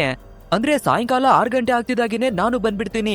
ಅಂಡ್ ಬೆಳಗ್ಗೆ 6 ಗಂಟೆ ಆಗ್ಬೇಕಾದ್ರೆ ನನ್ನ ಬಾಡಿ ಹುಡುಗಿಯ ಬಾಡಿಯಾಗಿನೇ ಕನ್ವರ್ಟ್ ಆಗುತ್ತೆ ಅನ್ನೋದಾಗಿ ಇವನ ಸಂಪೂರ್ಣವಾದ ಎಲ್ಲಾ ರಹಸ್ಯವನ್ನ ಹೇಳ್ಕೊತಾನೆ. ಇದನ್ನ ಕೇಳುವ ರಾಮ್ಗಂತೂ ಇದನ್ನ ನಂಬೋದಿಕ್ಕೇನೆ ಆಗ್ತಿರಲ್ಲ. ಆದ್ರೂ ಕೂಡ ನೀನು ಹುಡುಗನಾಗಿ ಬದ್ಲಾಗಿದ್ಯಲ್ವಾ, ಹಾಗಿದ್ಮೇಲೆ ನಿನ್ನ ಪ್ರೈವೇಟ್ ಪಾರ್ಟ್ ಕೂಡ ಬದ್ಲಾಗಿರುತ್ತಾ, ಬಾ ವಾಶ್ರೂಮ್ ಒಳಗಡೆ ಬಂದು ಅದನ್ನ ತೋರ್ಸೋದಾಗಿನೇ ಕೇಳ್ತಾನೆ. ಸೊ ನಮ್ಮ ರಾಜು ಕೋಪವನ್ನ ಮಾಡ್ಕೊಂಡು ಬಾಡಿನೇ ಬದ್ಲಾಗಿದೆ ಅಂದ್ರೆ ಅದು ಕೂಡ ಬದ್ಲಾಗಿರುತ್ತೆ, ಇದ್ರ ಮೇಲೆ ಹೆಚ್ಚು ಕ್ವಶನ್ ಗಳನ್ನ ಮಾಡ್ಬೇಡ ಅನ್ನೋದಾಗಿನೇ ಅರ್ಥವನ್ನ ಮಾಡಿಸ್ತಾನೆ. ಅಂಡ್ ಇದೇ ಟೈಮಿಗೆ ಸರಿಯಾಗಿ ಪ್ರಿಯಾ ಕೂಡ ಬಾರ್ನ ಒಳಗಡೆಗಾಗಿನೇ ಬರ್ಬೇಕಾದ್ರೆ ನಮ್ಮ ರಾಜು ಮತ್ತೆ ಅವಳ ಹತ್ರಕ್ಕಾಗಿನೇ ಬಂದು ಫ್ಲೋಟ್ ಅನ್ನ ಮಾಡೋದಿಕ್ಕಾಗಿ ನೋಡ್ತಾನೆ. ಅಂಡ್ ಇದನ್ನ ನೋಡುವ ಪ್ರಿಯಾಗುವೆ ಕೂಡ ನಮ್ಮ ರಾಜವನ ಮೇಲೆ ಇಂಪ್ರೆಷನ್ ಶುರುವಾಗುತ್ತೆ. ನಂತರ ಇಬ್ರವೇ ಕೂಡ ಪರಿಚಯವನ್ನ ಮಾಡ್ಕೋತಾರೆ, ಮತ್ತೆ ಫ್ರೆಂಡ್ಶಿಪ್ ಕೂಡ ಜಾಸ್ತಿ ಆಗುತ್ತೆ. ಅಂಡ್ ಪ್ರತಿದಿನ ನಮ್ಮ ರಾಜ್ ಕೂಡ ಪ್ರಿಯಾ ಅವಳನ್ನ ಅವಳ ಮನೆಗಾಗಿನೇ ಡ್ರಾಪ್ ಅನ್ನವೇ ಕೂಡ ಮಾಡಿ ಬರ್ತಿರ್ತಾನೆ. ಇನ್ನು ಡೇ ಟೈಮ್ ನಲ್ಲಿ ನಮ್ಮ ರಜನಿಯನ್ನ ನೋಡ್ಬೇಕಾದ್ರೆ ಕಾರ್ತಿಕ್ ಅನ್ನುವ ಹುಡುಗ ಲವ್ನ ಮಾಡ್ತಿದ್ದ ಅಲ್ವಾ, ಅವನುವೇ ಕೂಡ ನಮ್ಮ ರಜನಿ ಹತ್ರ ಬಂದು ಪ್ರಪೋಸ್ ಅನ್ನ ಮಾಡ್ಕೋತಾನೆ. ಬಟ್ ಆದ್ರೆ ನಮ್ಮ ರಜನಿ ಯಾವುದೇ ರೀತಿಯಾದ ರೆಸ್ಪಾನ್ಸ್ ಅನ್ನ ಕೊಡ್ದಿರಾ ನಾರ್ಮಲ್ ಆಗಿ ಒಂದು ಸ್ಮೈಲ್ ಅನ್ನ ಮಾಡ್ತಾಳೆ. ಅಂದ್ರೆ ಇವಳಿಗೆ ಕೂಡ ಕಾರ್ತಿಕ್ ಅನ್ನ ಕಂಡ್ರೆ ಲವ್ ಶುರುವಾಗಿದೆ, ಬಟ್ ಆದ್ರೆ ಡೈರೆಕ್ಟ್ ಆಗಿ ಒಪ್ಕೋತಿಲ್ಲ ಅಷ್ಟೇನೆ. ಅಂಡ್ ಅವತ್ತು ನೈಟ್ ಆಗ್ಬೇಕಾದ್ರೆ ನಮ್ಮ ರಾಜ್ ಕೂಡ ಕೆಲ್ಸವನ್ನ ಮಾಡೋದಿಕ್ಕೆ ಪಬ್ಗೆ ಬರ್ತಾನೆ. ಅಂಡ್ ಇವನ ಮತ್ತೆ ಪ್ರಿಯಾ ಅವಳ ಬಾಂಡಿಂಗ್ ಕೂಡ ಚೆನ್ನಾಗಿನೇ ಬೆಳ್ದಿದೆ ಅಲ್ವಾ. ಸೊ ಮತ್ತೆ ಇವನು ಅವಳನ್ನ ಡ್ರಾಪ್ ಮಾಡೋದಿಕ್ಕಾಗಿನೇ ಬರ್ಬೇಕಾದ್ರೆ, ಇವಾಗ ಪ್ರಿಯಾ ಇಷ್ಟು ದಿನಗಳ ಕಾಲವಾಗಿ ನನ್ನ ಮನೆ ಹತ್ರಕ್ಕಾಗಿನೇ ಬರ್ತಿದ್ಯಾ, ಇವತ್ತು ನಿನ್ನ ಮನೆಗೆ ಹೋಗೋಣ ನಡಿ ಅನ್ನೋದಾಗಿ ಕೇಳ್ಕೊತಾಳೆ. ಅಷ್ಟೇ ಇದನ್ನ ಕೇಳ್ತಿದಾಗಿನೇ ನಮ್ಮ ರಾಜು ಒಂದು ಕ್ಷಣಕ್ಕೇನೆ ಶಾಕ್. ಅಪ್ಪಿತಪ್ಪಿ ನಮ್ಮ ಸೀಕ್ರೆಟ್ ಏನಾದ್ರೂ ಗೊತ್ತಾಗ್ಬಿಟ್ರೆ ಇವಳು ಭಯವನ್ನ ಪಡ್ಕೊಂಡು ಓಡಾಗ್ ಬಿಡ್ತಾಳೆ ಅನ್ನೋದಾಗಿನೇ ಯೋಚಿಸಿ ನೀನನ್ನ ಸೀದಾ ಮದ್ವೆಯನ್ನ ಮಾಡ್ಕೊಂಡು ನನ್ನ ಮನೆಯ ಸೊಸೆಯಾಗಿನೇ ಮಾಡ್ಕೊಂಡು ಕರ್ಕೊಂಡು ಬರ್ತೀನಿ, ಅಲ್ಲಿವರೆಗೂ ಕೂಡ ಕರ್ಕೊಂಡು ಹೋಗಲ್ಲ ಅನ್ನೋದಾಗಿನೇ ಹೇಳ್ಕೊತಾನೆ. ಸೊ ಇದನ್ನ ಕೇಳುವ ನಮ್ಮ ಪ್ರಿಯಾ ಇನ್ನವೇ ಕೂಡ ಇಂಪ್ರೆಸ್ ಆಗಿ ಇವಳ ಲವ್ವನ್ನವೇ ಕೂಡ ಎಕ್ಸ್ಪ್ರೆಸ್ ಅನ್ನ ಮಾಡ್ಕೋತಾಳೆ. ಅಂಡ್ ಅದು ಅಲ್ಲದೆ ನನ್ನ ಫಾದರ್ನ ಬಗ್ಗೆ ಹೇಳ್ಬೇಕು ಅಂದ್ರೆ ಅವರು ಬಿಸ್ನೆಸ್ ಅನ್ನ ಮಾಡ್ಕೊಂಡು ಬೇರೆ ದೇಶದಲ್ಲಿ ಇದ್ದಾರೆ. ಸೊ ಅದೇ ಕಾರಣಕ್ಕೆ ನನ್ಗೆ ಅವರನ್ನ ಕಂಡ್ರೆ ಸ್ವಲ್ಪನವೇ ಇಷ್ಟವಾಗೋದಿಲ್ಲ ಅನ್ನೋದಾಗಿ ಇವಳ ಲೈಫ್ ನ ಬಗ್ಗೆನವೇ ಕೂಡ ಸ್ವಲ್ಪ ವಿಷಯವನ್ನ ಹೇಳ್ಕೊತಾಳೆ. ನೆಕ್ಸ್ಟ್ ನಮ್ಮ ರಾಜು ಅವಳನ್ನ ಮನೆ ಹತ್ರಕ್ಕೆ ಡ್ರಾಪ್ ಅನ್ನ ಮಾಡ್ಬೇಕಾದ್ರೆ ನಮ್ಮ ರಾಜನ್ನ ಮನೆ ಒಳಗಡೆಗೆ ಬಾ ಅನ್ನೋದಾಗಿನೇ ಕರೀತಾಳೆ. ಆದ್ರೆ 6 ಗಂಟೆ ಆಗೋದಿಕ್ಕೆ ಇನ್ನು ಕೆಲವೇ ನಿಮಿಷಗಳು ಮಾತ್ರನೇ ಬಾಕಿ ಇರೋದು. ಸೊ ಒಂದ್ ವೇಳೆ ಇವಳ ಮನೆ ಒಳಗಡೆಗೆ ಹೋದ್ರೆ ಎಲ್ಲನವೇ ಬಯಲಾಗ್ಬಿಡುತ್ತೆ ಅಂತ ತಿಳ್ಕೊಂಡು ಮುಂದಿನ ಸಲ ಬರ್ತೀನಿ ಅನ್ನೋದಾಗಿ ಹೇಗೋ ಕನ್ವಿನ್ಸ್ ಅನ್ನ ಮಾಡಿ ಆ ಜಾಗದಿಂದ ಬಂದ್ಬಿಡ್ತಾನೆ. ನೆಕ್ಸ್ಟ್ ನಮ್ಮ ರಾಜ್ ಕೂಡ 6 ಗಂಟೆ ಆಗ್ಬೇಕಾದ್ರೆ ಹುಡುಗಿಯಾಗಿನೇ ಕನ್ವರ್ಟ್ ಆಗ್ತಾನೆ. ಅಂಡ್ ನಮ್ಮ ರಜನಿ ಕೂಡ ಕೆಲಸವನ್ನ ಮಾಡೋದಿಕ್ಕೆ ಬರ್ತಾಳೆ. ಬಟ್ ಆದ್ರೆ ಇವಳ ಮ್ಯಾನೇಜರ್ಗೆ ನಮ್ಮ ರಜನಿ ಮೇಲೆ ಡೌಟ್ಗಳು ಬಂದ್ಬಿಟ್ಟಿರುತ್ತೆ. ಸೊ ಅವನು ನಮ್ಮ ರಜನಿ ಮೇಲೆ ಎನ್ಕ್ವೈರಿ ಮಾಡೋದಿಕ್ಕಾಗಿ ಶುರುವನ್ನ ಮಾಡ್ಕೋತಾನೆ. ಅಂಡ್ ಇವಳುವೆ ಕೂಡ ಕೆಲಸವನ್ನ ಮುಗಿಸ್ಕೊಂಡು ಮನೆಗೆ ಹೋಗೋದು ಸ್ವಲ್ಪ ಲೇಟ್ ಆಗ್ಬಿಡುತ್ತೆ. ಅಂದ್ರೆ 6 ಗಂಟೆ ಆಗೋದಿಕ್ಕೆ ಇನ್ನು ಕೇವಲ 15 ನಿಮಿಷಗಳು ಮಾತ್ರನೇ ಬಾಕಿ ಇರೋದು. ಸೊ ಪಟಾಪಟ ಅಂತ ನಾವು ಮನೆಗೆ ಹೋಗ್ಬೇಕು ಅಂತ ಇವಳು ನೋಡ್ತಿರ್ಬೇಕಾದ್ರೆ ದಾರಿ ಮಧ್ಯದಲ್ಲಿ ಇವನ ಮ್ಯಾನೇಜರ್ ಬಂದು ಬಾರಮ್ಮ ನಾನು ಲಿಫ್ಟ್ ಅನ್ನ ಕೊಡ್ತೀನಿ ಅನ್ನೋದಾಗಿ ಹಿಂಸೆ ಮಾಡೋದಿಕ್ಕೆ ಶುರುವನ್ನ ಮಾಡ್ಕೋತಾನೆ. ಸೊ ಬೇರೆ ದಾರಿ ಇಲ್ದೆ ಇವಳುವೆ ಕೂಡ ಕಾರಿನಲ್ಲಿ ಕುತ್ಕೋಬೇಕಾದ್ರೆ 6 ಗಂಟೆ ಆಗೋದಿಕ್ಕೆ ಇನ್ನು ಕೆಲವು ನಿಮಿಷಗಳು ಮಾತ್ರ ಬಾಕಿ ಇರೋದು. ಆದ್ರಿಂದ ಭಯವನ್ನ ಪಡ್ಕೊಳ್ಳುವ ನಮ್ಮ ರಜನಿ ಸರ್ ನೀವು ಇಲ್ಲೇನೆ ಕಾರನ್ನ ಸ್ಟಾಪ್ ಮಾಡ್ಬಿಡಿ ನಾನು ಹೋಗ್ತೀನಿ ಅಂತ ರಿಕ್ವೆಸ್ಟ್ ಅನ್ನ ಮಾಡ್ಕೊಂಡು ಫೈನಲ್ ಆಗಿ ಕಾರನ್ನ ಇಳ್ಕೊಂಡು ಒಂದು ಕನ್ಸ್ಟ್ರಕ್ಷನ್ ನಡೆಯುವ ಜಾಗಕ್ಕಾಗಿನೇ ನುಗ್ಬಿಡ್ತಾಳೆ. ಬಟ್ ಆದ್ರೆ ಈ ಮ್ಯಾನೇಜರ್ಗೆ ಆಲ್ರೆಡಿ ಡೌಟ್ಗಳು ಬಂದಿರೋದ್ರಿಂದ ಕೆಲವು ಗೂಂಡಗಳನ್ನ ಸೆಟ್ ಮಾಡಿ ಇವಳನ್ನ ಫಾಲೋ ಮಾಡೋದಿಕ್ಕಾಗಿನೇ ಬಿಟ್ಟಿದ್ದಾನೆ. ಸೊ ಅವರು ಕೂಡ ಇವಳನ್ನ ಫಾಲೋವನ್ನ ಮಾಡ್ಕೊಂಡು ಬೇಕು ಅಂತ ಡ್ಯಾಶ್ ಅನ್ನ ಮಾಡ್ತಾರೆ. ಅಂಡ್ ಇವಳ ಜೊತೆ ಜಗಳವನ್ನವೇ ಕೂಡ ಮಾಡೋದಿಕ್ಕೆ ಶುರುವನ್ನ ಮಾಡ್ಕೋತಾರೆ. ಆದ್ರೆ ನಮ್ಮ ರಜನಿ ಅವರಿಂದ ತಪ್ಪಿಸ್ಕೊಂಡು ಓಡೋಗೋಣ ಅಂತ ಟ್ರೈ ಅನ್ನ ಮಾಡ್ತಿರ್ಬೇಕಾದ್ರೆ ಆ ಗೂಂಡಗಳಲ್ಲಿ ಒಬ್ಬ ಇವಳನ್ನ ಫಾಲೋವನ್ನ ಮಾಡ್ಕೊಂಡು ಬಂದು ಇವಳನ್ನ ಎಳ್ಕೊಂಡು ಬರೋದಿಕ್ಕಾಗಿನೇ ನೋಡ್ತಾನೆ. ಬಟ್ ಆದ್ರೆ 6 ಗಂಟೆ ಆಗ್ಬಿಡೋದ್ರಿಂದ ನಮ್ಮ ರಜನಿಯಿಂದ ರಾಜಾಗಿನೇ ಕನ್ವರ್ಟ್ ಆಗ್ತಾನೆ. ಅಂಡ್ ಒಂದು ವಾದಿಯನ್ನ ಕೊಡ್ಬೇಕಾದ್ರೆ ಹಾರ್ಕೊಂಡು ಬರ್ತಾನೆ ನೋಡಿ. ಸೊ ಇವಾಗ ನಮ್ಮ ರಾಜು ಹುಡುಗಿ ಡ್ರೆಸ್ ಅಲ್ಲಿ ಇರೋದನ್ನ ನೋಡುವ ಗೂಂಡಗಳು ಆ ಹುಡುಗಿಯನ್ನ ಎಲ್ಲಿಗೆ ಕಳ್ಸಿದ್ಯೋ ಯಾರು ನೀನು ಅನ್ನೋದಾಗಿ ಕೇಳ್ತಿರ್ತಾರೆ. ಸೊ ನಮ್ಮ ರಾಜು ಸಖತ್ತಾಗಿನೇ ಬಂದು ಎಲ್ರಿಗೂ ಬೋರ್ದು ಫೈಟ್ ಅನ್ನ ಮಾಡಿ ಆಗ್ತಾನೆ. ಅಂಡ್ ಈ ಎಲ್ಲಾ ವಿಷಯವನ್ನ ಮ್ಯಾನೇಜರ್ ಕೂಡ ಅಬ್ಸರ್ವ್ ಅನ್ನ ಮಾಡಿ ಬರ್ತಿದ್ದಾನೆ. ನಂತರ ನಮ್ಮ ರಾಜು ಎಲ್ಲರಿಗೂ ಭೂತವನ್ನ ಬಿಡಿಸಿ ಫೈನಲಿ ಅರ್ಧೋಗಿರುವ ಬಟ್ಟಿಯಲ್ಲಿ ಮನೆ ಕಡೆಗಾಗಿನೇ ಹೊರಟು ಬರ್ತಾನೆ. ಅಂಡ್ ಮನೆ ಹತ್ರಕ್ಕೆ ಬರ್ಬೇಕಾದ್ರೆ ಒಂದು ದೊಡ್ಡದಾದ ಶಾಕ್. ಯಾಕಂದ್ರೆ ಇವನ ಲವರ್ ಆಗಿರುವ ಪ್ರಿಯಾ ಆಲ್ರೆಡಿ ಮನೆ ಹತ್ರಕ್ಕಾಗಿನೇ ಬಂದು ವೇಟ್ ಅನ್ನ ಮಾಡ್ತಿದ್ದಾಳೆ. ಇದನ್ನ ನೋಡುವ ಪ್ರಿಯಾ ನೀನೇನಕ್ಕೆ ಹುಡುಗಿ ಡ್ರೆಸ್ ಅಲ್ಲಿ ಬಂದಿದ್ಯಾ, ನಿನ್ನ ಪರಿಸ್ಥಿತಿ ಏನು ಅನ್ನೋದಾಗಿ ಕೇಳ್ಬೇಕಾದ್ರೆ ಕೆಲವು ಗೂಂಡಗಳು ನನ್ ಮೇಲೆ ಅಟ್ಯಾಕ್ ಅನ್ನ ಮಾಡ್ಬೇಕಾದ್ರೆ ಬಟ್ಟೆ ಎಲ್ಲ ಹೊರದೋಗಿತ್ತು. ಸೊ ಮೈಯನ್ನ ಮುಚ್ಕೊಳ್ಳೋದಿಕ್ಕೆ ಈ ಬಟ್ಟೆಯನ್ನ ಹಾಕೊಂಡು ಬಂದಿ ಅನ್ನೋದಾಗಿ ಹೇಳ್ಕೊತಾನೆ. ಅಂಡ್ ನಿನ್ಗೆ ನನ್ನ ಮನೆಯ ಅಡ್ರೆಸ್ ಹೇಗೆ ಗೊತ್ತಾಯ್ತು ಅಂತ ಕೇಳ್ಬೇಕಾದ್ರೆ ಇವಳನ್ನ ಕರ್ಕೊಂಡು ಬಂದಿರೋದು ಬೇರೆ ಯಾರಿವೆ ಅಲ್ಲ ಇವನ ಫ್ರೆಂಡ್ ಆಗಿರುವ ರಾಮು. ನಂತರ ಬೇರೆ ದಾರಿ ಇಲ್ದೆ ಪ್ರಿಯಾ ಅವಳನ್ನ ಮನೆ ಒಳಗಡೆಗಾಗಿನೇ ಇನ್ವೈಟ್ ಅನ್ನ ಮಾಡ್ಬೇಕಾಗುತ್ತೆ. ಅಂಡ್ ಪ್ರಿಯಾ ಕೂಡ ಒಳಗಡೆ ಬಂದು ನೋಡ್ಬೇಕಾದ್ರೆ ಫುಲ್ ಶಾಕು. ಯಾಕಂದ್ರೆ ರಜನಿ ಹುಡುಗಿ ಆಗಿರೋದ್ರಿಂದ ಅವಳಿಗೆ ಬೇಕಾದ ಎಲ್ಲಾ ಹುಡುಗಿಯರ ವಸ್ತುಗಳನ್ನ ಮಡಗಿದಾಳೆ ಅಲ್ವಾ. ಸೊ ನಿನ್ನ ಮನೆಯಲ್ಲಿ ಹುಡುಗಿಯರ ವಸ್ತುಗಳು ಏನನ್ನ ಮಾಡ್ತಾ ಇದೆ ಅಂದ್ರೆ ನೀನು ಬೇರೆ ಯಾರೋ ಹುಡುಗಿಯನ್ನ ಲವ್ವನ್ನ ಮಾಡಿ ನನ್ಗೆ ಮೋಸವನ್ನ ಮಾಡ್ತಿದ್ಯಾ ಅಂತ ಬೇಜಾರನ್ನ ಮಾಡ್ಕೊಂಡು ಇವನ ಜೊತೆ ಬ್ರೇಕಪ್ ಅನ್ನ ಮಾಡ್ಕೊಂಡು ಹೊರಟು ಬಂದ್ಬಿಡ್ತಾಳೆ. ಬಟ್ ಆದ್ರೆ ನಮ್ಮ ರಾಜ್ ಕೂಡ ಎಷ್ಟೋ ವಿಷಯವನ್ನ ಹೇಳಿ ಅರ್ಥ ಮಾಡ್ಸೋದಿಕ್ಕಾಗಿ ಟ್ರೈ ಮಾಡ್ತಾನೆ. ಆದ್ರೆ ಇವಳು ಇವನ ಯಾವುದೇ ಮಾತನ್ನವೇ ಕೂಡ ಕೇಳೋದಿಲ್ಲ. ಅಂಡ್ ಸ್ವಲ್ಪ ಹೊತ್ತಲ್ಲೇ ಮಾರ್ನಿಂಗ್ ಆಗ್ಬೇಕಾದ್ರೆ ನಮ್ಮ ರಾಜ್ ಕೂಡ ರಜನಿಯಾಗಿ ಕನ್ವರ್ಟ್ ಆಗ್ತಾನೆ. ಅಂಡ್ ಇದೇ ಟೈಮಿಗೆ ಸರಿಯಾಗಿ ಆಫೀಸಿಂದ ಕಾರ್ತಿಕ್ ಕೂಡ ಕಾಲ್ ಅನ್ನ ಮಾಡಿ ನಮ್ಮ ಕಂಪನಿಯ ಸಿಇಒ ಇವತ್ತು ಕಂಪನಿಗಾಗಿನೇ ಬಂದಿದ್ದಾರೆ, ಆದ್ರಿಂದ ಬೇಗನೆ ಕಂಪನಿಗೆ ಬಾನೋದಾಗಿನೇ ಕರೀತಾನೆ. ಸೊ ಅದೇ ರೀತಿಯಾಗಿ ಇವಳುವೆ ಕೂಡ ರೆಡಿ ಆಗ್ತಿರ್ಬೇಕಾದ್ರೆ ನಮ್ಮ ರಾಜು ರೆಕಾರ್ಡ್ ಮಾಡಿರುವ ಒಂದು ನೋಟ್ ಅನ್ನ ಓಪನ್ ಮಾಡಿ ಕೇಳ್ತಾಳೆ. ಅದ್ರಲ್ಲಿ ನಮ್ಮ ರಾಜು ಬೇಜಾರಾಗಿ ಒಂದು ವಿಷಯವನ್ನ ಹೇಳ್ಕೊಂಡಿದ್ದಾನೆ. ನಾನು ಹೊರಗಡೆ ಬರೋದೇ ರಾತ್ರಿ ಆದ ನಂತರ, ಹೀಗಿರ್ಬೇಕಾದ್ರೆ ನನ್ಗೆ ಫ್ರೆಂಡ್ಸ್ ಗಳು ಸಿಗೋದೇನೆ ತುಂಬಾನೇ ಅಪರೂಪ. ಅದ್ರಲ್ಲೂ ಕಷ್ಟವನ್ನ ಪಟ್ಟು ಪ್ರಿಯಾ ಅನ್ನುವ ಒಂದು ಹುಡುಗಿಯನ್ನ ಪ್ರೀತಿ ಮಾಡಿದ್ದೆ. ಬಟ್ ಆದ್ರೆ ಅವಳು ನಮ್ಮ ಮನೆಗೆ ಬಂದು ನಿನ್ನ ಬಟ್ಟೆ ಮೇಕಪ್ ಕಿಟ್ಟು ಎಲ್ಲವನ್ನವೇ ಕೂಡ ನೋಡಿ ಬೇಜಾರನ್ನ ಮಾಡ್ಕೊಂಡು ನಾನು ಮೋಸ ಮಾಡಿದ್ದೀನಿ ಅಂತ ನಿನ್ನ ಕಾರಣದಿಂದಾನೆ ಬಿಟ್ಟು ಹೋಗಿದ್ದಾಳೆ. ಸೊ ನಿನ್ನಿಂದ ನಾನು ಎಲ್ಲವನ್ನವೇ ಕೂಡ ಕಳ್ಕೊತಾ ಇದ್ದೀನಿ ಅನ್ನೋದಾಗಿನೇ ಹೇಳ್ಕೊಂಡಿರ್ತಾನೆ. ಇದನ್ನ ಕೇಳುವ ನಮ್ಮ ರಜನಿಗೆ ಕೂಡ ತುಂಬಾನೇ ನೋವಾಗುತ್ತೆ. ಆದ್ರೂ ಕೂಡ ಇವಳು ಕಂಪನಿಗೆ ಬಂದು ತಲುಪಬೇಕಾದ್ರೆ ಆ ಸಿಇಒ ಎಲ್ರಿಗೂ ಕೂಡ ಒಂದು ಇಂಟ್ರೊಡ್ಯೂಸ್ ಅನ್ನ ಕೊಡ್ತಾನೆ. ಬಟ್ ಆದ್ರೆ ನಮ್ಮ ರಜನಿ ಅವಳ ಮನಸ್ಸು ಪೂರ್ತಿಯಾಗಿ ರಾಜ್ ಅವನ ಕಡೆಗೆ ಯೋಚಿಸ್ತಿರುತ್ತೆ. ಯಾಕಂದ್ರೆ ಅವನು ಹೇಳೋದು ಕೂಡ ನಿಜಾನೇ ಅಲ್ವಾ. ದಿನದ ಹೊತ್ತಲ್ಲಿ ಯಾವ ರೀತಿ ಇರುತ್ತೆ ಅನ್ನೋದಾಗಿ ಏನನ್ನವೇ ಕೂಡ ಎಕ್ಸ್ಪೀರಿಯನ್ಸ್ ಮಾಡೋದಿಕ್ಕೇನೆ ಆಗಿಲ್ಲ. ಹೇಗೋ ಕಷ್ಟವನ್ನ ಪಟ್ಟು ಒಂದು ಹುಡುಗಿಯನ್ನ ಪ್ರೀತಿ ಮಾಡಿದ್ರವೇ ಕೂಡ ಅವಳು ನಮ್ಮ ಕಾರಣದಿಂದಾನೇ ಬಿಟ್ಟು ಹೋಗ್ಬೇಕಾಯ್ತಲ್ಲ ಅನ್ನೋದಾಗಿ ಬೇಜಾರನ್ನ ಮಾಡ್ಕೊಂಡಿದ್ದಾಳೆ. ಸೊ ಕೆಲ್ಸವನ್ನವೇ ಕೂಡ ಬೇಗನೆ ಮುಗಿಸಿ ಪ್ರಿಯಾ ಅವಳ ಹತ್ರಕ್ಕಾಗಿನೇ ಬಂದು, ನೋಡಮ್ಮ, ನೀನ್ ಅನ್ಕೊಂಡಿರುವ ಹಾಗೆ ಅವನು ಯಾವುದೇ ಮೋಸವನ್ನವೇ ಮಾಡ್ತಿಲ್ಲ, ಏನವೇ ಇಲ್ಲ. ಅರ್ಥವನ್ನ ಮಾಡ್ಕೊಂಡು ಅವನನ್ನ ಮತ್ತೆ ಮಾತಾಡ್ಸೋದಕ್ಕಾಗಿ ಟ್ರೈಯನ್ನ ಮಾಡು. ಅವನು ತುಂಬಾನೇ ಬೇಜಾರನ್ನ ಮಾಡ್ಕೊಂಡಿದ್ದಾನೆ ಅಂತ ಟ್ರೈಯನ್ನ ಮಾಡ್ತಾಳೆ. ಬಟ್ ಆದ್ರೆ ಈ ಪ್ರಿಯಾ ನಮ್ಮ ರಜನಿ ಅವಳ ಮಾತನ್ನ ಕೇಳೋದಿಕ್ಕಾಗಿನವೇ ಕೂಡ ರೆಡಿ ಇಲ್ಲ. ಉಲ್ಟಾ ಇವಳಿಗೆನೆ ಬೈದು ವಾಪಸ್ ಕಳಿಸ್ಬಿಡ್ತಾಳೆ. ಅಂಡ್ ಇವಾಗ ನಮ್ಮ ರಜನಿ ಕೂಡ ಕಾರ್ತಿಕ್ ಅವನ ಜೊತೆಯಾಗಿನೇ ಬಂದಿರ್ತಾಳೆ. ಸೊ ಇವನಿಗೆ ಕೂಡ ನಮ್ಮ ವಿಷಯ ಗೊತ್ತಾಗಿ ಕೋಪವನ್ನ ಮಾಡ್ಕೊಳ್ಳೋದು ಬೇಡ, ನಾವೇನೇ ಇವನಿಗೆ ಸತ್ಯವನ್ನ ಹೇಳ್ಬಿಡೋಣ ಅಂತ ನಿನ್ಗೆ ಒಂದು ವಿಷಯವನ್ನ ಹೇಳ್ಬೇಕು, ನಮ್ಮ ಮನೆಗಾಗಿನೇ ಬಾ ಅನ್ನೋದಾಗಿ ಕರೀತಾಳೆ. ಇದನ್ನ ಕೇಳುವ ಕಾರ್ತಿಕ್ ಮೇ ಬಿ ನಮ್ಗೆ ಪ್ರಪೋಸ್ ಅನ್ನ ಮಾಡೋದಿಕ್ಕೆ ಕರಿತಿರ್ಬೇಕು ಅಂತ ತಿಳ್ಕೊಂಡು ಸೀದಾ ಇವಳ ಜೊತೆಯಾಗಿನೇ ಮನೆ ಒಳಗಡೆಗೆ ಬರ್ತಾನೆ. ಅಂಡ್ ಕಾರ್ತಿಕ್ ಕೂಡ ಮನೆ ಒಳಗಡೆಗೆ ಬರ್ಬೇಕಾದ್ರೆ ಹುಡುಗರ ಬಟ್ಟೆ ಆಗಿರಬಹುದು, ಸಿಗರೇಟ್ ಆಗಿರಬಹುದು, ಎಣ್ಣೆ ಬಾಟಲ್ಗಳಾಗಿರಬಹುದು ಎಲ್ಲನವೇ ಇರುತ್ತೆ. ಅದನ್ನ ನೋಡುವ ಕಾರ್ತಿಕ್, ನೀನು ಒಂದು ಮಾತನ್ನವೇ ಕೂಡ ಆಡ್ಬೇಡ, ನೀನು ರೂಮ್ ರೆಂಟ್ ಅನ್ನ ಕಟ್ಟೋದಿಕ್ಕೆ ಆಗ್ದಿರ ಹುಡುಗನ ಜೊತೆಯಾಗಿ ಬದುಕಿ ಬರ್ತಿದ್ಯಾ, ಅಂದ್ರೆ ಹುಡುಗನ ಜೊತೆ ರೂಮ್ ಅನ್ನ ಶೇರ್ ಮಾಡ್ಕೊಳ್ತಾ ಇದ್ಯಲ್ವಾ, ಇದೇ ವಿಷಯವನ್ನ ಹೇಳೋದಿಕ್ಕಾಗಿ ನನ್ನನ್ನ ಕರ್ದಿದ್ಯಾ, ನನ್ಗೆ ಎಲ್ಲನವೇ ಕೂಡ ಅರ್ಥವಾಗುತ್ತೆ ಬಿಡು ಅನ್ನೋದಾಗಿನೇ ಹೇಳ್ಕೊತಾನೆ. ಸೊ ಇದನ್ನ ಕೇಳ್ತಿದಾಗೆ ನಮ್ಮ ರಜನಿಗೆ ಕಾರ್ತಿಕ್ ನ ಮೇಲೆ ಇನ್ನವೇ ಕೂಡ ಲವ್ ಜಾಸ್ತಿ ಆಗೋಗುತ್ತೆ. ಸೊ ಇದೇ ಸಿಚುವೇಶನ್ ಅಲ್ಲಿ ಕಾರ್ತಿಕ್ ಕೂಡ ತುಂಬಾನೇ ಅಟ್ರಾಕ್ಟಿವ್ ಆಗಿ ಇವಳ ಹತ್ರಕ್ಕಾಗಿನೇ ಬಂದು ಕಿಸ್ ಅನ್ನ ಮಾಡೋದಿಕ್ಕೆ ನೋಡ್ತಾನೆ. ಅಂಡ್ ನಮ್ಮ ರಜನಿ ಕೂಡ ಅವನನ್ನ ತಡೆಯೋದಿಕ್ಕಾಗಿ ನೋಡೋದಿಲ್ಲ. ಬಟ್ ಆದ್ರೆ ಇದೇ ಟೈಮಿಗೆ ಸರಿಯಾಗಿ 6 ಗಂಟೆ ಕೂಡ ಆಗ್ಬಿಡೋದ್ರಿಂದ ನಮ್ಮ ರಜನಿ ಇವಾಗ ಹುಡುಗ ಆಗಿ ಕನ್ವರ್ಟ್ ಆಗ್ಬಿಡ್ತಾಳೆ. ಅಷ್ಟೇ ಆ ಕಾರ್ತಿಕ್ ಇವಾಗ ಕಣ್ಣನ್ನ ಬಿಟ್ಟು ನೋಡ್ಬೇಕಾದ್ರೆ ಒಂದು ಕ್ಷಣಕ್ಕೆನೆ ಶಾಕ್. ಅದು ಅಲ್ದೆ ಈ ರಾಜ್ ಕೂಡ ಕಾರ್ತಿಕನ ನೋಡಿ ಫುಲ್ ಶಾಕು. ಲೋ, ಯಾರು ನೀನು ನನ್ನ ಮನೆ ಒಳಗಡೆ ಬಂದು ಏನನ್ನ ಮಾಡ್ತಾ ಇದೀಯ ಅನ್ನೋದಾಗಿ ಕೇಳ್ಬೇಕಾದ್ರೆ ಅದಕ್ಕೆ ಕಾರ್ತಿಕ್ ಕೂಡ ನಾನು ರಜನಿ ಅವಳ ಬಾಯ್ ಫ್ರೆಂಡು, ಅಂಡ್ ಅದಿರ್ಲಿ ನೀನ್ ಯಾರು, ಈ ಮನೆ ಒಳಗಡೆ ಏನನ್ನ ಮಾಡ್ತಿದ್ಯಾ, ನನ್ನ ಲವರ್ನ ಬಾಟಿಯನ್ನ ನೀನ್ ಯಾವ ಟೈಮಲ್ಲಿ ಹಾಕೊಂಡಿ ಅನ್ನೋದಾಗಿನೇ ಕನ್ಫ್ಯೂಷನ್ ಆಗಿ ಕೇಳ್ತಾನೆ. ಅದಕ್ಕೆ ನಮ್ಮ ರಾಜು, ನಿನ್ಗೆ ಏನೇ ಬೇಕಂದ್ರೆ ಕೂಡ ರಜನಿ ಅವಳ ಹತ್ರನೇ ಕೇಳ್ಕೊ, ಅಂಡ್ ಅವಳು ನಿನ್ಗೆ ಮತ್ತೆ ಸಿಗೋದು ನಾಳೆ ಬೆಳಿಗ್ಗೆನೆ ಅನ್ನೋದಾಗಿನೇ ಹೇಳಿ ಇಲ್ಲಿಂದ ಮೊದ್ಲು ಹೋಗೋ ಅನ್ನೋದಾಗಿನೇ ಹೇಳ್ಕೊತಾನೆ. ಅಂಡ್ ನಮ್ಮ ರಾಜು ತುಂಬಾನೇ ಬೇಜಾರನ್ನ ಮಾಡ್ಕೊಂಡು ಒಂದು ಜಾಗದಲ್ಲಿ ಕುಳಿತಿರ್ಬೇಕಾದ್ರೆ ಇದೇ ಟೈಮಿಗೆ ಸರಿಯಾಗಿ ನಮ್ಮ ರಾಮು ಕೂಡ ಬಂದು, ಏನು ಆಯ್ತು, ಏನಕ್ಕಾಗಿ ಬೇಜಾರನ್ನ ಮಾಡ್ಕೊಂಡಿದ್ಯಾ ಅನ್ನೋದಾಗಿ ಕೇಳ್ತಾನೆ.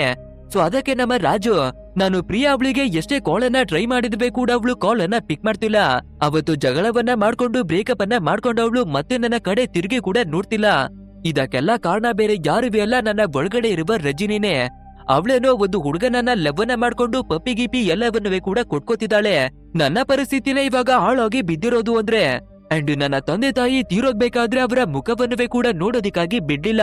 ಆದ್ರಿಂದ ರಜನಿ ಅವಳನ್ನ ನಾನು ಯಾವಾಗ್ಲೂ ಕೂಡ ದ್ವೇಷವನ್ನ ಮಾಡ್ತೀನಿ. ಒಂದ್ ವೇಳೆ ನನ್ಗೆ ನನ್ನ ಲವ್ ಸಿಗ್ಲಿಲ್ಲ ಅಂದ್ರೆ ಅವಳ ಲವ್ ಕೂಡ ಅವಳಿಗೆ ಸಿಗ್ಬಾರ್ದು ಅನ್ನೋದಾಗಿನೇ ಹೇಳ್ಕೊತಾನೆ. ಬಟ್ ಆದ್ರೆ ಇದೇ ಟೈಮಿಗೆ ಸರಿಯಾಗಿ ಪ್ರಿಯಾ ಕಾಲನ್ನ ಮಾಡಿ ಮನೆಗೆ ಬಾ ಅಂತ ಕರೀತಾಳೆ. ಅಷ್ಟೇ ಇದನ್ನ ಕೇಳುವ ನಮ್ಮ ರಾಜು ತುಂಬಾನೇ ಹ್ಯಾಪಿಯಾಗಿ ಪಟ್ ಅಂತ ಅವಳ ಮನೆ ಕಡೆಗಾಗಿನೇ ಹೊರಟು ಬರ್ತಾನೆ. ಅಂಡ್ ಇಲ್ಲಿ ನೋಡಿದ್ರೆ ಆ ಪ್ರಿಯಾ ಚೆನ್ನಾಗಿನೇ ಕುಡ್ದು ಫುಲ್ಲು ಟೈಟ್ ಆಗೋಗಿದ್ದಾಳೆ. ನೀನನ್ನ ಸಿನ್ಸಿಯರ್ ಆಗಿನೇ ಲವ್ವನ್ನ ಮಾಡೋದಿಕ್ಕಾಗಿ ಶುರುವನ್ನ ಮಾಡ್ಕೊಂಡಿದ್ದೆ, ಬಟ್ ಆದ್ರೆ ಬೇರೆ ಒಂದು ಹುಡುಗಿಯನ್ನ ಲವ್ ಮಾಡ್ಕೊಂಡು ನನ್ಗೆ ಮೋಸವನ್ನ ಮಾಡಿದ್ಯಾ, ಅಂಡ್ ಅದ್ರಲ್ಲಿ ಬೇರೆ ಮತ್ತೆ ಪ್ಯಾಚಪ್ ಅನ್ನ ಮಾಡ್ಕೊಳ್ಳೋದಿಕ್ಕೆ ನೀನು ಲವ್ವನ್ನ ಮಾಡ್ತಿರುವ ಹುಡುಗಿಯನ್ನ ನನ್ನ ಹತ್ರಕ್ಕಾಗಿನೇ ಕಳ್ಸಿ ನನ್ನನ್ನ ಕಾಂಪ್ರಮೈಸ್ ಮಾಡೋದಿಕ್ಕಾಗಿನೇ ಟ್ರೈಯನ್ನ ಮಾಡಿದ್ಯಾ ಅನ್ನೋದಾಗಿನೇ ಹೇಳ್ಕೊಂಡು ಅಲ್ಲೇನೆ ಅನ್ಕಾನ್ಶಿಯಸ್ ಆಗಿ ಬಿದ್ದೋಗ್ಬಿಡ್ತಾಳೆ. ಸೊ ಇದನ್ನ ನೋಡುವ ರಾಜು ತುಂಬಾನೇ ಗಾಬರಿಯನ್ನ ಪಟ್ಕೊಂಡು ಫಟಾಫಟ್ ಅಂತ ಹಾಸ್ಪಿಟಲ್ ನ ಹತ್ರಕ್ಕಾಗಿನೇ ಕರ್ಕೊಂಡು ಬರ್ತಾನೆ. ಬಟ್ ಆದ್ರೆ ಪ್ರಿಯಾ ಅವಳ ಫ್ರೆಂಡ್ಗಳು ಏನನ್ನ ಅನ್ಕೋತಾರೆ ಅಂದ್ರೆ, ಈ ರಾಜನೇ ನಮ್ಮ ಪ್ರಿಯಾಗೆ ಏನನ್ನೋ ಮಾಡ್ಬಿಟ್ಟಿದ್ದಾನೆ, ಸೊ ನೀನು ಹಾಸ್ಪಿಟಲ್ ನ ಒಳಗಡೆನವೇ ಕೂಡ ಬರ್ಬೇಡ ಅನ್ನೋದಾಗಿ ದೂರಕ್ಕಾಗಿನೇ ತಳ್ತಾರೆ. ಇದ್ರಿಂದ ಬೇಜಾರಾಗುವ ನಮ್ಮ ರಾಜ್ ಕೂಡ ಹೊರಗಡೆಗಾಗಿನೇ ಬರ್ಬೇಕಾದ್ರೆ ರಜನಿ ಅವಳ ಬಾಯ್ ಫ್ರೆಂಡ್ ಆಗಿರುವ ಕಾರ್ತಿಕ್ ಇದ್ದಾನೆ ಅಲ್ವಾ, ಅವನು ಒಂದು ರಿಂಗ್ ಅನ್ನ ತಗೊಂಡು ಪ್ರಪೋಸ್ ಅನ್ನ ಮಾಡೋದಿಕ್ಕೆ ಅಂತ ರಜನಿ ಹತ್ರಕ್ಕೆ ಬರ್ತಿರ್ತಾನೆ. ಸೊ ದಾರಿ ಮಧ್ಯದಲ್ಲಿ ಆಕ್ಸಿಡೆಂಟ್ ಆಗ್ಬಿಡೋದ್ರಿಂದ ಇದೇ ಹಾಸ್ಪಿಟಲ್ಗೆ ಬಂದು ಟ್ರೀಟ್ಮೆಂಟ್ ಅನ್ನ ತಗೋತಿರ್ತಾನೆ. ಅಂಡ್ ಇವಾಗ ನಮ್ಮ ರಾಜನ ನೋಡಿ ಹತ್ರಕ್ಕಾಗಿನವೇ ಬಂದು, ಲೋ ತಮ್ಮ, ಇವಾಗ್ಲಾದ್ರೂ ಹೇಳೋ ನನ್ನ ಗರ್ಲ್ ಫ್ರೆಂಡ್ ಎಲ್ಲಿ ಅಂತ ಕೇಳ್ಬೇಕಾದ್ರೆ ಅದಕ್ಕೆ ನಮ್ಮ ರಾಜು ಮೊದ್ಲೇನೆ ತಲೆಯನ್ನ ಕೇಳಿಸ್ಕೊಂಡು ನಿಂತಿದ್ದಾನೆ ಅಲ್ವಾ, ನಿನ್ಗೆ ರಜನಿ ಬೇಕು ಅಂದ್ರೆ ನಾಳೆ ಬೆಳಿಗ್ಗೆ ಬಂದು ಅವಳನ್ನ ಮೀಟ್ ಮಾಡು, ಅಂಡ್ ಅವಳ ಹತ್ರನೇ ನಿನ್ಗೆ ಏನ್ ಬೇಕೋ ಎಲ್ಲವನ್ನ ಕೇಳ್ಕೊನೋದಾಗಿನೇ ಕೋಪದಲ್ಲಿ ಹೇಳಿ ಕಳಿಸ್ತಾನೆ. ನಂತರ ನಮ್ಮ ರಾಜು ಅವನ ಫೋನ್ ಅನ್ನ ತೆಗೆದು ರಜನಿ ಕಳ್ಸಿರುವ ರೆಕಾರ್ಡ್ ಅನ್ನ ಆನ್ ಮಾಡ್ತಾನೆ. ಅಂಡ್ ಅದ್ರಲ್ಲಿ ನಮ್ಮ ರಜನಿ ಇವನ ಹತ್ರವಾಗಿ ಸಾರಿಯನ್ನ ಕೇಳಿದಾಳೆ. ಯಾಕಂದ್ರೆ ನನ್ನ ಕಾರಣದಿಂದಾನೇ ನೀನು ಕಷ್ಟವನ್ನ ಪಟ್ಟು ಪ್ರೀತಿಯನ್ನ ಮಾಡ್ತಿದ್ದ ಹುಡುಗಿ ನಿನ್ನಿಂದ ದೂರವಾಗ್ಬಿಟ್ಟಿದ್ದಾಳೆ. ಸೊ ಅದ್ರಿಂದ ನನ್ಗೆ ತುಂಬಾನೇ ಗಿಲ್ಟಿ ಆಗಿ ನಿನ್ನ ಲವ್ವನ್ನ ಮತ್ತೆ ಪ್ಯಾಚಪ್ ಅನ್ನ ಮಾಡೋದಿಕ್ಕೆ ಅವಳ ಹತ್ರ ಹೋಗಿ ಮಾತಾಡೋದಿಕ್ಕಾಗಿ ನೋಡಿದ್ದೆ, ಬಟ್ ಆದ್ರೆ ಅವಳಿಗೆ ನಾನು ಅರ್ಥವನ್ನ ಮಾಡ್ಸೋದಿಕ್ಕೆ ಆಗಿಲ್ಲ. ಸೊ ನೀನೇನೆ ಅವಳಿಗೆ ಅರ್ಥವನ್ನ ಮಾಡ್ಸೋನೋದಾಗಿ ಹೇಳ್ಕೊಂಡಿರ್ತಾಳೆ. ಅಂಡ್ ಇದನ್ನ ಕೇಳ್ಬೇಕಾದ್ರೆ ನಮ್ಮ ರಾಜ್ಗೆ ಕೂಡ ಕೋಪ ಸ್ವಲ್ಪ ಕಡಿಮೆ ಆಗುತ್ತೆ. ಆದ್ರಿಂದ ಈ ಕಾರ್ತಿಕನ್ನ ಮತ್ತೆ ಕರೆದು, ನೀನು ರಜನಿಯನ್ನ ಭೇಟಿ ಮಾಡ್ಬೇಕು ಅಲ್ವಾ, ನನ್ನ ಜೊತೆಯಾಗಿ ನನ್ನ ಮನೆಗೆನೆ ಬಾನೋದಾಗಿ ಕರ್ಕೊಂಡು ಬಂದು ಇನ್ನು ಕೇವಲ 5 ನಿಮಿಷಗಳಲ್ಲಿ ರಜನಿ ಬಂದು ನಿನ್ನನ್ನ ಭೇಟಿ ಮಾಡ್ತಾಳೆ ಅನ್ನೋದಾಗಿ ಹೇಳ್ಕೊತಾನೆ. ಅಂಡ್ ಅದೇ ರೀತಿ ಕರೆಕ್ಟ್ ಆಗಿ 6 ಗಂಟೆ ಆಗ್ಬೇಕಾದ್ರೆ ನಮ್ಮ ರಾಜ್ ಇವಾಗ ರಜನಿಯಾಗಿನೇ ಕನ್ವರ್ಟ್ ಆಗ್ತಾಳೆ. ಅಷ್ಟೇ ಇದನ್ನ ನೋಡ್ಬೇಕಾದ್ರೆ ಕಾರ್ತಿಕ್ ಫುಲ್ಲು ಶಾಕು. ನಮ್ಮ ರಜನಿ ಕೂಡ ನನ್ನ ಮನೆ ಒಳಗಡೆ ಬಂದು ಏನನ್ನ ಮಾಡ್ತಿದ್ಯಾ ಅನ್ನೋದಾಗಿನೇ ಕೇಳ್ಕೊತಾಳೆ. ಅಂಡ್ ಅದು ಅಲ್ಲದೆ ಇವರ ಸೀಕ್ರೆಟ್ ಇವಾಗ ಕಾರ್ತಿಕ್ ಅವನಿಗೆ ಗೊತ್ತಾಗಿರೋದ್ರಿಂದ, ನಾನು ನಿನ್ಗೆ ಹೇಳ್ಬೇಕು ಅನ್ಕೊಂಡಿದ್ದ ವಿಷಯ ಇದೇನೆ, ನಾನು ಇದೇ ರೀತಿಯಾಗಿ ಚಿಕ್ಕ ವಯಸ್ಸಿನಿಂದ ಬದುಕಿ ಬರ್ತಾ ಇರೋದು.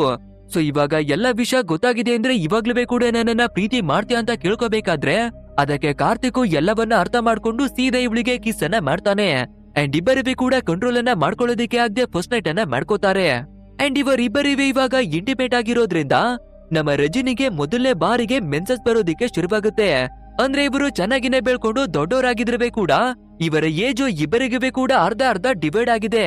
ಅಂದ್ರೆ ಇವರು ಹುಟ್ಟಿ 20 ವರ್ಷ ಆಗಿದೆ ಅಂದ್ರೆ ಕೂಡ ನಮ್ಮ ರಾಜ್ಗೆ 10 ವರ್ಷ ಆಗಿದೆ, ರಜನಿಗೆ 10 ವರ್ಷ ಡಿವೈಡ್ ಆಗಿದೆ. ನಂತರ ಸಾಯಂಕಾಲ 6 ಗಂಟೆ ಆಗ್ಬೇಕಾದ್ರೆ ನಮ್ಮ ರಜನಿ ರಾಜಾಗೆ ಕನ್ವರ್ಟ್ ಆಗ್ಬೇಕು ಅಲ್ವಾ, ಸೊ ಅದಕ್ಕಾಗಿನೇ ಇವಳುವೆ ಕೂಡ ರೆಡಿಯಾಗಿನೇ ನಿಂತ್ಕೋತಾಳೆ. ಆದ್ರೆ 6 ಗಂಟೆ ದಾಟಿದ್ರೆ ಕೂಡ ಇವಳು ರಾಜಾಗಿ ಕನ್ವರ್ಟ್ ಆಗಲ್ಲ. ಇದ್ರಿಂದ ಗಾಬರಿಯನ್ನ ಪಡ್ಕೊಂಡು ಕಾರ್ತಿಕ್ಗೆ ಕಾಲ್ ಅನ್ನ ಮಾಡಿ ಕರೀತಾಳೆ. ಅಂಡ್ 6 ಗಂಟೆ ಆದ್ರೆ ಕೂಡ ನಾನು ಇನ್ನವೇ ರಾಜಾಗಿ ಕನ್ವರ್ಟ್ ಆಗಿಲ್ಲ ಅಂತ ಭಯವನ್ನ ಪಡ್ಕೊಂಡು ಹೇಳ್ಕೋಬೇಕಾದ್ರೆ ಅದಕ್ಕೆ ಕಾರ್ತಿಕ್ ಕೂಡ ಸಮಾಧಾನವನ್ನ ಮಾಡ್ತಾನೆ. ಅಂದ್ರೆ ಮೊದಲನೇ ಬಾರಿ ನಿನ್ಗಿವಾಗ ಪೀರಿಯಡ್ಸ್ ಸ್ಟಾರ್ಟ್ ಆಗಿದೆ ಅಲ್ವಾ, ಇದ್ರಿಂದ ನಿನ್ನ ಹಾರ್ಮೋನ್ ಬ್ಯಾಲೆನ್ಸ್ ಚೇಂಜ್ ಆಗಿರೋದ್ರಿಂದ ಈ ರೀತಿಯಾಗಿ ಆಗಿರಬಹುದು. ಸೊ ನೀನು ರಾಜ್ನ ಬಗ್ಗೆ ಯಾವುದೇ ರೀತಿ ಚಿಂತೆಯನ್ನ ಮಾಡ್ಬೇಡ. ಅಂಡ್ ಅದು ಅಲ್ಲದೆ ನಾವಿಬ್ಬರಿಗೂ ಕೂಡ ಟೈಮ್ ಅನ್ನ ಸ್ಪೆಂಡ್ ಮಾಡೋದಕ್ಕೆ ಇನ್ನವೇ ಜಾಸ್ತಿ ಟೈಮು ಸಿಗುತ್ತೆ. ಇಲ್ಲಿವರೆಗೂ ರಾತ್ರಿ ಜೀವನ ಹೇಗಿರುತ್ತೆ ಅಂತ ನೋಡಿಲ್ಲ ಅಲ್ವಾ, ಬೇಗ ರೆಡಿ ಆಗು, ಹೊರಗಡೆ ಕರ್ಕೊಂಡು ಹೋಗ್ತೀನಿ ಅಂತ ಹೇಳ್ಕೊತಾನೆ.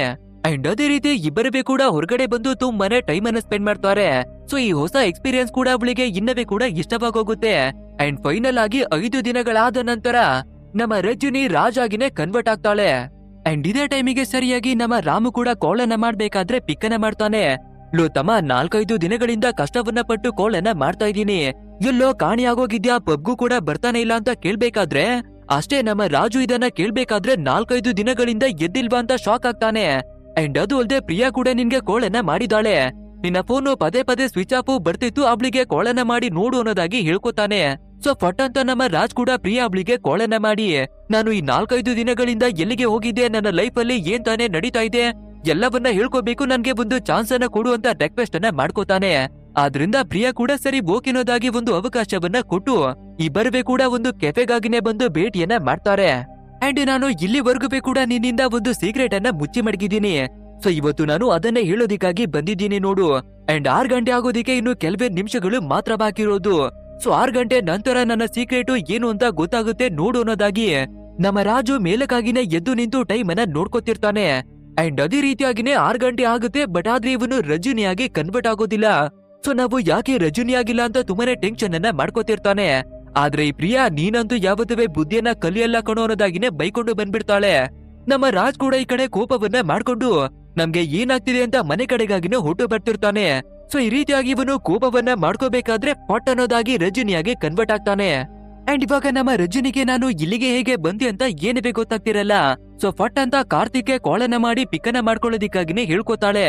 ಬಟ್ ಆದ್ರೆ ಇವಳನ್ನ ನೋಡುವ ಒಬ್ಬ ಗೂಂಡ ಇವಳ ಹತ್ರಕ್ಕಾಗಿನೇ ಬಂದು ತಪ್ಪಾಗಿ ನಡ್ಕೊಳ್ಳೋದಿಕ್ಕಾಗಿನೇ ನೋಡ್ತಿರ್ತಾನೆ. ಅಂಡ್ ಇದೇ ಟೈಮಿಗೆ ಸರಿಯಾಗಿ ನಮ್ಮ ರಜನಿ ರಾಜ್ ಆಗಿನೇ ಕನ್ವರ್ಟ್ ಆಗಿ ಕಾಲಲ್ಲಿ ಒಂದು ಬೋಧಿಯನ್ನ ಕೊಟ್ಟು ಆ ಗೂಂಡನನ್ನ ಓಡಿಸ್ತಾನೆ.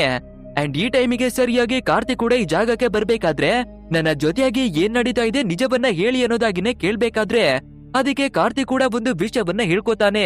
ಅಂದ್ರೆ ಇಷ್ಟು ವರ್ಷಗಳ ನಂತರವಾಗಿ ಮೊದಲನೇ ಬಾರಿಗೆ ಅವಳು ಮೆಚೂರ್ ಆಗಿ ಮೆನ್ಸ್ಟ್ರೇಷನ್ ಶುರುವಾಗಿದೆ. ಅಂಡ್ ಅದೇ ಕಾರಣಕ್ಕೆ ಈ ರೀತಿ ಆಗ್ತಾ ಇರೋದು ಅನ್ನೋದಾಗಿ ಹೇಳ್ಕೊತಾನೆ. ಅಷ್ಟೇ ಈ ಮಾತನ್ನ ಕೇಳ್ಬೇಕಾದ್ರೆ ನಮ್ಮ ರಾಜ್ಗೆ ಸ್ವಲ್ಪ ಶಾಕ್ ಆಗುತ್ತೆ.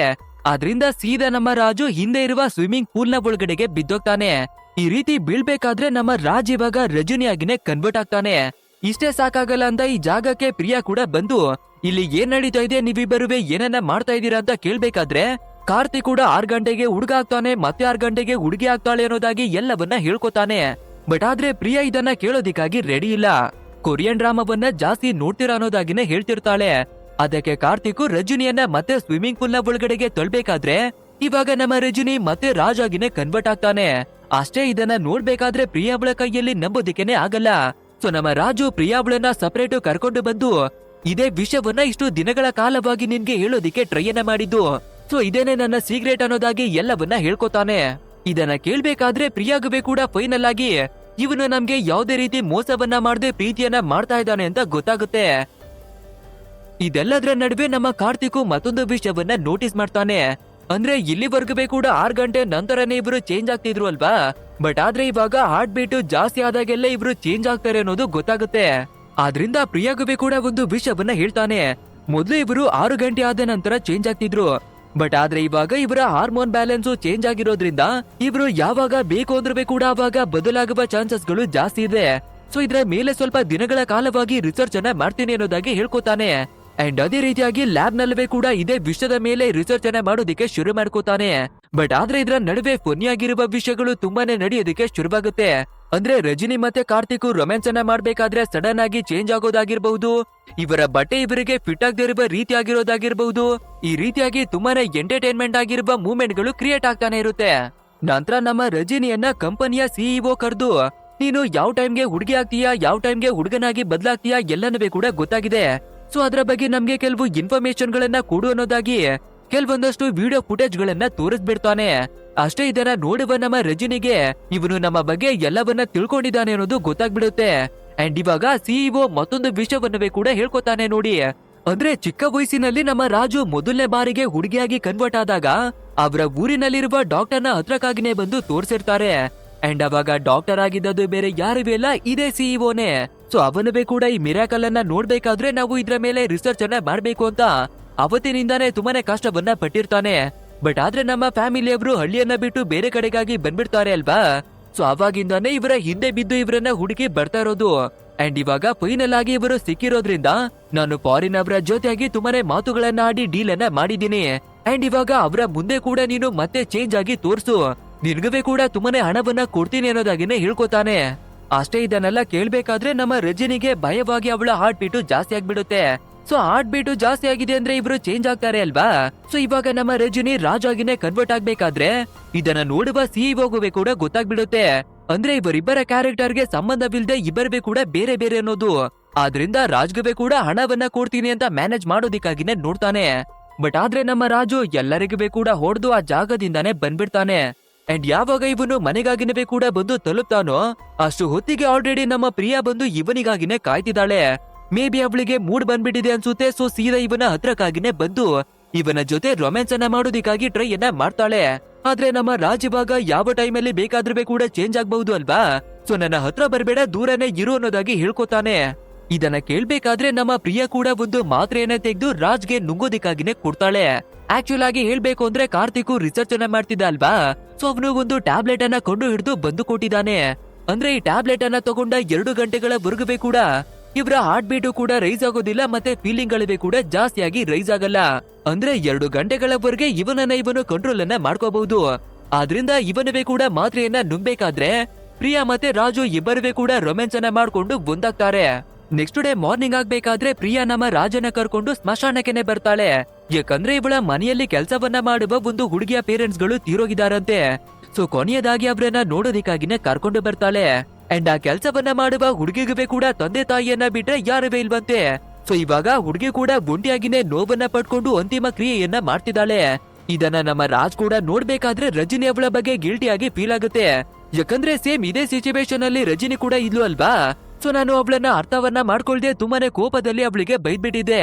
ನಾವು ಗೊತ್ತಿಲ್ದಿರ ಎಂತ ತಪನ ಮಾಡ್ಬಿಟ್ವಿ ಅಂತ ತುಂಬಾನೇ ಗಿಲ್ಟಿ ಆಗ್ತಾನೆ. ಅಂಡ್ ಸ್ವಲ್ಪ ಹೊತ್ತಾಗ್ಬೇಕಾದ್ರೆ ನಮ್ಮ ರಾಜ್ ಕೂಡ ರಜನಿಯಾಗಿ ಕನ್ವರ್ಟ್ ಆಗ್ಬೇಕಾದ್ರೆ ಪಟ್ ಅಂತ ನಮ್ಮ ಕಾರ್ತಿಕ್ ಅವನಿಗೆ ಕಾಲ್ ಅನ್ನ ಮಾಡಿ ರಾಜು ಯಾವ ರೀತಿಯಾಗಿ ಬದುಕ್ತಾ ಇದ್ದಾನೆ ಅಂತ ಅವನ ಫೀಲಿಂಗ್ ಅನ್ನ ನಾನು ಕೂಡ ಎಕ್ಸ್ಪೀರಿಯನ್ಸ್ ಅನ್ನ ಮಾಡಬಹುದು ಅಂತ ಹೇಳ್ಕೊತಾಳೆ. ಅಂಡ್ ಇದೇ ಖುಷಿಗೆ ಕಾರ್ತಿಕ್ ಮತ್ತೆ ರಜನಿ ಇಬ್ಬರಿಗೂ ಕೂಡ ಹೊರಗಡೆ ಸುತ್ತಾಡೋಣ ಅಂತ ಬರ್ತಾರೆ. ಬಟ್ ಆದ್ರೆ ಆ ಸಿಇಒಗುವೆ ಕೂಡ ಇವರ ಸೀಕ್ರೆಟ್ ಗೊತ್ತಾಗ್ಬಿಟ್ಟಿದೆ ಅಲ್ವಾ. ಆದ್ರಿಂದ ರಜನಿ ಅವಳನ್ನ ಹೇಗಾದ್ರೂ ಮಾಡಿ ಇಡ್ಕೊಳ್ಳೇಬೇಕು ಅಂತ ಕೆಲವು ಗೂಂಡಗಳನ್ನ ಕಳ್ಸಿ ನಮ್ಮ ಕಾರ್ತಿಕ್ ಅವನ ಮೇಲೆ ಅಟ್ಯಾಕ್ ಅನ್ನ ಮಾಡಿಸಿ ರಜನಿಯನ್ನ ಕಿಡ್ನಾಪ್ ಮಾಡಿಸ್ತಾನೆ. ಅಂಡ್ ಇವಳು ಎಕ್ಸ್ಪೆರಿಮೆಂಟ್ ಅನ್ನ ಮಾಡೋದಿಕ್ಕೆ ಕೋಪರೇಟ್ ಅನ್ನ ಮಾಡ್ದಿರೋದ್ರಿಂದ ಒಂದು ಹಗ್ಗವನ್ನ ಹಾಕಿ ಇವಳನ್ನ ಮೇಲಕ್ಕಾಗಿನೇ ಕಟ್ಟಾಕಿ ಮಡಗಿದ್ದಾರೆ. ಅಂಡ್ ಇವಾಗ ಇವಳು ಬೇಕು ಅಂದ್ರೆ ಕೂಡ ರಾಜಾಗಿ ಕನ್ವರ್ಟ್ ಆಗೋದಿಕ್ಕೆ ಆಗೋದಿಲ್ಲ. ಬಟ್ ಆದ್ರೆ ನಮ್ಮ ರಜನಿ ತುಂಬಾನೇ ಯೋಚನೆಯನ್ನ ಮಾಡಿ ನಿಧಾನವಾಗಿ ಬ್ರೀತಿಂಗ್ ಅನ್ನ ಮಾಡೋದಿಕ್ಕೆ ಶುರುವನ್ನ ಮಾಡ್ತಾಳೆ. ಅಂಡ್ ಅದೇ ರೀತಿ ಅವಳ ಹಾರ್ಟ್ ಬೀಟ್ ಕೂಡ ರೈಸ್ ಆಗ್ಬೇಕಾದ್ರೆ ಫೈನಲಿ ನಮ್ಮ ರಾಜು ಹೊರಗಡೆ ಬಂದು ಸಿಚುವೇಶನ್ ಅನ್ನ ಅರ್ಥ ಮಾಡ್ಕೊಂಡು ಎಲ್ಲರಿಗೂ ವಾಂಚಿಸೋದಿಕ್ಕೆ ಶುರುವನ್ನ ಮಾಡ್ತಾನೆ ನೋಡಿ. ಬಟ್ ಆದ್ರೆ ಈ ಸಿಇಒ ಏನನ್ನ ಮಾಡ್ಬಿಡ್ತಾನೆ ಅಂದ್ರೆ ಒಂದು ಸ್ಟ್ಯಾಂಪ್ ಅನ್ನ ತಗೊಂಡು ನಮ್ಮ ರಾಜವನ ಹಾರ್ಟ್ಗೆನೆ ಶೂಟ್ ಅನ್ನ ಮಾಡ್ಬಿಡ್ತಾನೆ. ಸೊ ಇವಾಗ ನಮ್ಮ ರಾಜು ಕೆಳಗಡೆಗಾಗಿನೇ ಬಿದ್ದು ಒದ್ದೋಡೋದಿಕ್ಕೆ ಶುರುವನ್ನ ಮಾಡ್ಕೋತಾನೆ. ಒಂದ್ ವೇಳೆ ಇವನು ತೀರಿ ಹೋಗ್ಬಿಟ್ರೆ ರಜನಿ ಕೂಡ ತೀರಿ ಹೋಗ್ಬಿಡ್ತಾಳೆ ಅಲ್ವಾ. ಆದ್ರಿಂದ ನಾವು ಸಾಯೋದಕ್ಕಿಂತ ಮುಂಚೆ ನಮ್ಮ ರಜನಿಯನ್ನಾದ್ರೂ ಕೂಡ ಜೀವಂತವಾಗಿ ಮುಡುಗ್ಬೇಕು ಅಂತ ಒಂದು ವೈರ್ ಅನ್ನ ಹೇಳ್ಕೊಂಡು ಕರೆಂಟ್ ಶಾಕ್ ಅನ್ನ ತಗೋತಾನೆ. ಯಾಕಂದ್ರೆ ಅದ್ರಿಂದ ಹಾರ್ಟ್ ಬೀಟು ಜಾಸ್ತಿ ಆಗಿ ರಜನಿಯಾಗಿ ಕನ್ವರ್ಟ್ ಆಗ್ಲಿ ಅಂತ. ನಮ್ಮ ರಾಜು ರಜನಿಯಾಗೇನೋ ಕನ್ವರ್ಟ್ ಆಗ್ತಾನೆ, ಬಟ್ ಆದ್ರೆ ಅವಳಿಗೆ ಕೂಡ ಎಫೆಕ್ಟ್ ಆಗ್ಬಿಡುತ್ತೆ. ಸೊ ಇದೇ ಟೈಮಿಗೆ ನಮ್ಮ ರಾಮು ಕೂಡ ಈ ಜಾಗಕ್ಕಾಗಿನೇ ಬಂದು ರಜನಿ ಅವಳನ್ನ ಕರ್ಕೊಂಡು ಹಾಸ್ಪಿಟಲ್ಗೆನೆ ಅಡ್ಮಿಟ್ ಅನ್ನ ಮಾಡ್ತಾರೆ. ಅಂಡ್ ಡಾಕ್ಟರ್ ಗಳಿಗೆ ಕೂಡ ಟ್ರೀಟ್ಮೆಂಟ್ ಅನ್ನ ಕೊಟ್ಟು ತುಂಬಾನೇ ಟ್ರೈ ಅನ್ನ ಮಾಡಿ ಹೊರಗಡೆ ಬಂದು ಅವರ ಹಾರ್ಟಿಗೆ ಪ್ರಾಬ್ಲಮ್ ಆಗಿರೋದ್ರಿಂದ ನಾವು ಏನನ್ನವೇ ಕೂಡ ಮಾಡೋದಿಕ್ಕೆ ಆಗಲ್ಲ ಅನ್ನೋದಾಗಿ ಹೇಳ್ಕೊತಾರೆ. ಸೊ ಇದನ್ನ ಕೇಳುವ ನಮ್ಮ ಪ್ರಿಯ ಏನಾದ್ರೂ ಮಾಡ್ಲೇಬೇಕಲ್ಲ ಅಂತ ಯೋಚನೆಯನ್ನ ಮಾಡಿ ಆದಷ್ಟು ಬೇಗ ಹಾರ್ಟ್ ಅನ್ನ ಟ್ರಾನ್ಸ್ಪ್ಲಾಂಟ್ ಅನ್ನ ಮಾಡಿದ್ರೆ ಅವರು ಬದುಕುವ ಚಾನ್ಸು ಇದೆ ಅನ್ನೋದಾಗಿ ಕೇಳ್ಕೋಬೇಕಾದ್ರೆ ಡಾಕ್ಟರ್ ಗಳಿಗೆ ಕೂಡ ಹೌದು ಅನ್ನೋದಾಗಿ ಹೇಳ್ತಾರೆ. ಸೊ ಪಟ್ ಅಂತ ನಮ್ಮ ಪ್ರಿಯ ಅವಳ ಫಾದರ್ಗೆನೆ ಕಾಲ್ ಅನ್ನ ಮಾಡಿ ಇನ್ಫ್ಲೂಯೆನ್ಸ್ ಅನ್ನ ತಗೊಂಡು ಹಾರ್ಟ್ ಅನ್ನು ಕೂಡ ಅರೇಂಜ್ ಅನ್ನ ಮಾಡಿ ಆನ್ ದ ಸ್ಪಾಟ್ ಹಾರ್ಟ್ ಅನ್ನು ಕೂಡ ಟ್ರಾನ್ಸ್ಪ್ಲಾಂಟ್ ಅನ್ನ ಮಾಡ್ತಾರೆ. ಅಂಡ್ ಆಪರೇಷನ್ ಕೂಡ ಸಕ್ಸಸ್ ಆಗುತ್ತೆ. ನಮ್ಮ ರಜನಿ ಕೂಡ ಬದುಕ್ತಾಳೆ. ಬಟ್ ಆದ್ರೆ 3 ವಾರಗಳು ಆದ ನಂತರ ಇವಳಿಗೆ ಎಚ್ಚರೆಯಾಗೋದು. ನೆಕ್ಸ್ಟ್ ನಮ್ಮ ಕಾರ್ತಿಕ್ ಕೂಡ ರಾಜ್ರ ಬಗ್ಗೆ ಎಲ್ಲ ವಿಷಯವನ್ನುವೇ ಹೇಳ್ಕೊತಾನೆ. ಇದನ್ನ ಕೇಳ್ಬೇಕಾದ್ರೆ ನಮ್ಮ ರಜನಿ ತುಂಬಾನೇ ಬೇಜಾರನ್ನುವೇ ಮಾಡ್ಕೋತಾಳೆ. ಅಂಡ್ ಇನ್ನೊಂದು ಶಾಕಿಂಗ್ ವಿಷಯ ಏನು ಅಂದ್ರೆ ಇವರಿಬ್ಬರುವೇ ಹುಡುಗ ಮತ್ತೆ ಹುಡುಗಿಯಾಗಿ ಕನ್ವರ್ಟ್ ಆಗ್ತಿದ್ದದೆ ಹೃದಯದ ಕಾರಣದಿಂದ ಅಲ್ವಾ. ಸೊ ಇವಾಗ ಅದೇ ಹಾರ್ಟ್ ಅನ್ನ ತೆಗೆದು ಬೇರೆದನ್ನ ಹಾಕಿದ್ದಾರೆ ಅಂದ್ರೆ ನಮ್ಮ ರಾಜು ಮತ್ತೆ ಯಾವತ್ತೂ ಕೂಡ ಇವಳ ಬಾಡಿಯಲ್ಲಿ ಬರೋದಿಕ್ಕೆ ಸಾಧ್ಯನೇ ಇಲ್ಲ. ಅಂದ್ರೆ ನಮ್ಮ ರಾಜವನ್ನ ಚಾಪ್ಟರ್ ಸಂಪೂರ್ಣವಾಗಿ ಮುಗ್ದೋಗಿದೆ ಅಂತ ಅರ್ಥ. ಇದ್ರಿಂದ ನಮ್ಮ ರಾಮು ಆಗಿರ್ಬಹುದು, ರಜನಿ ಆಗಿರ್ಬಹುದು, ಪ್ರಿಯಾ ಆಗಿರ್ಬಹುದು ಎಲ್ಲರೂ ಕೂಡ ತುಂಬಾನೇ ಬೇಜಾರನ್ನ ಮಾಡ್ಕೋತಾರೆ.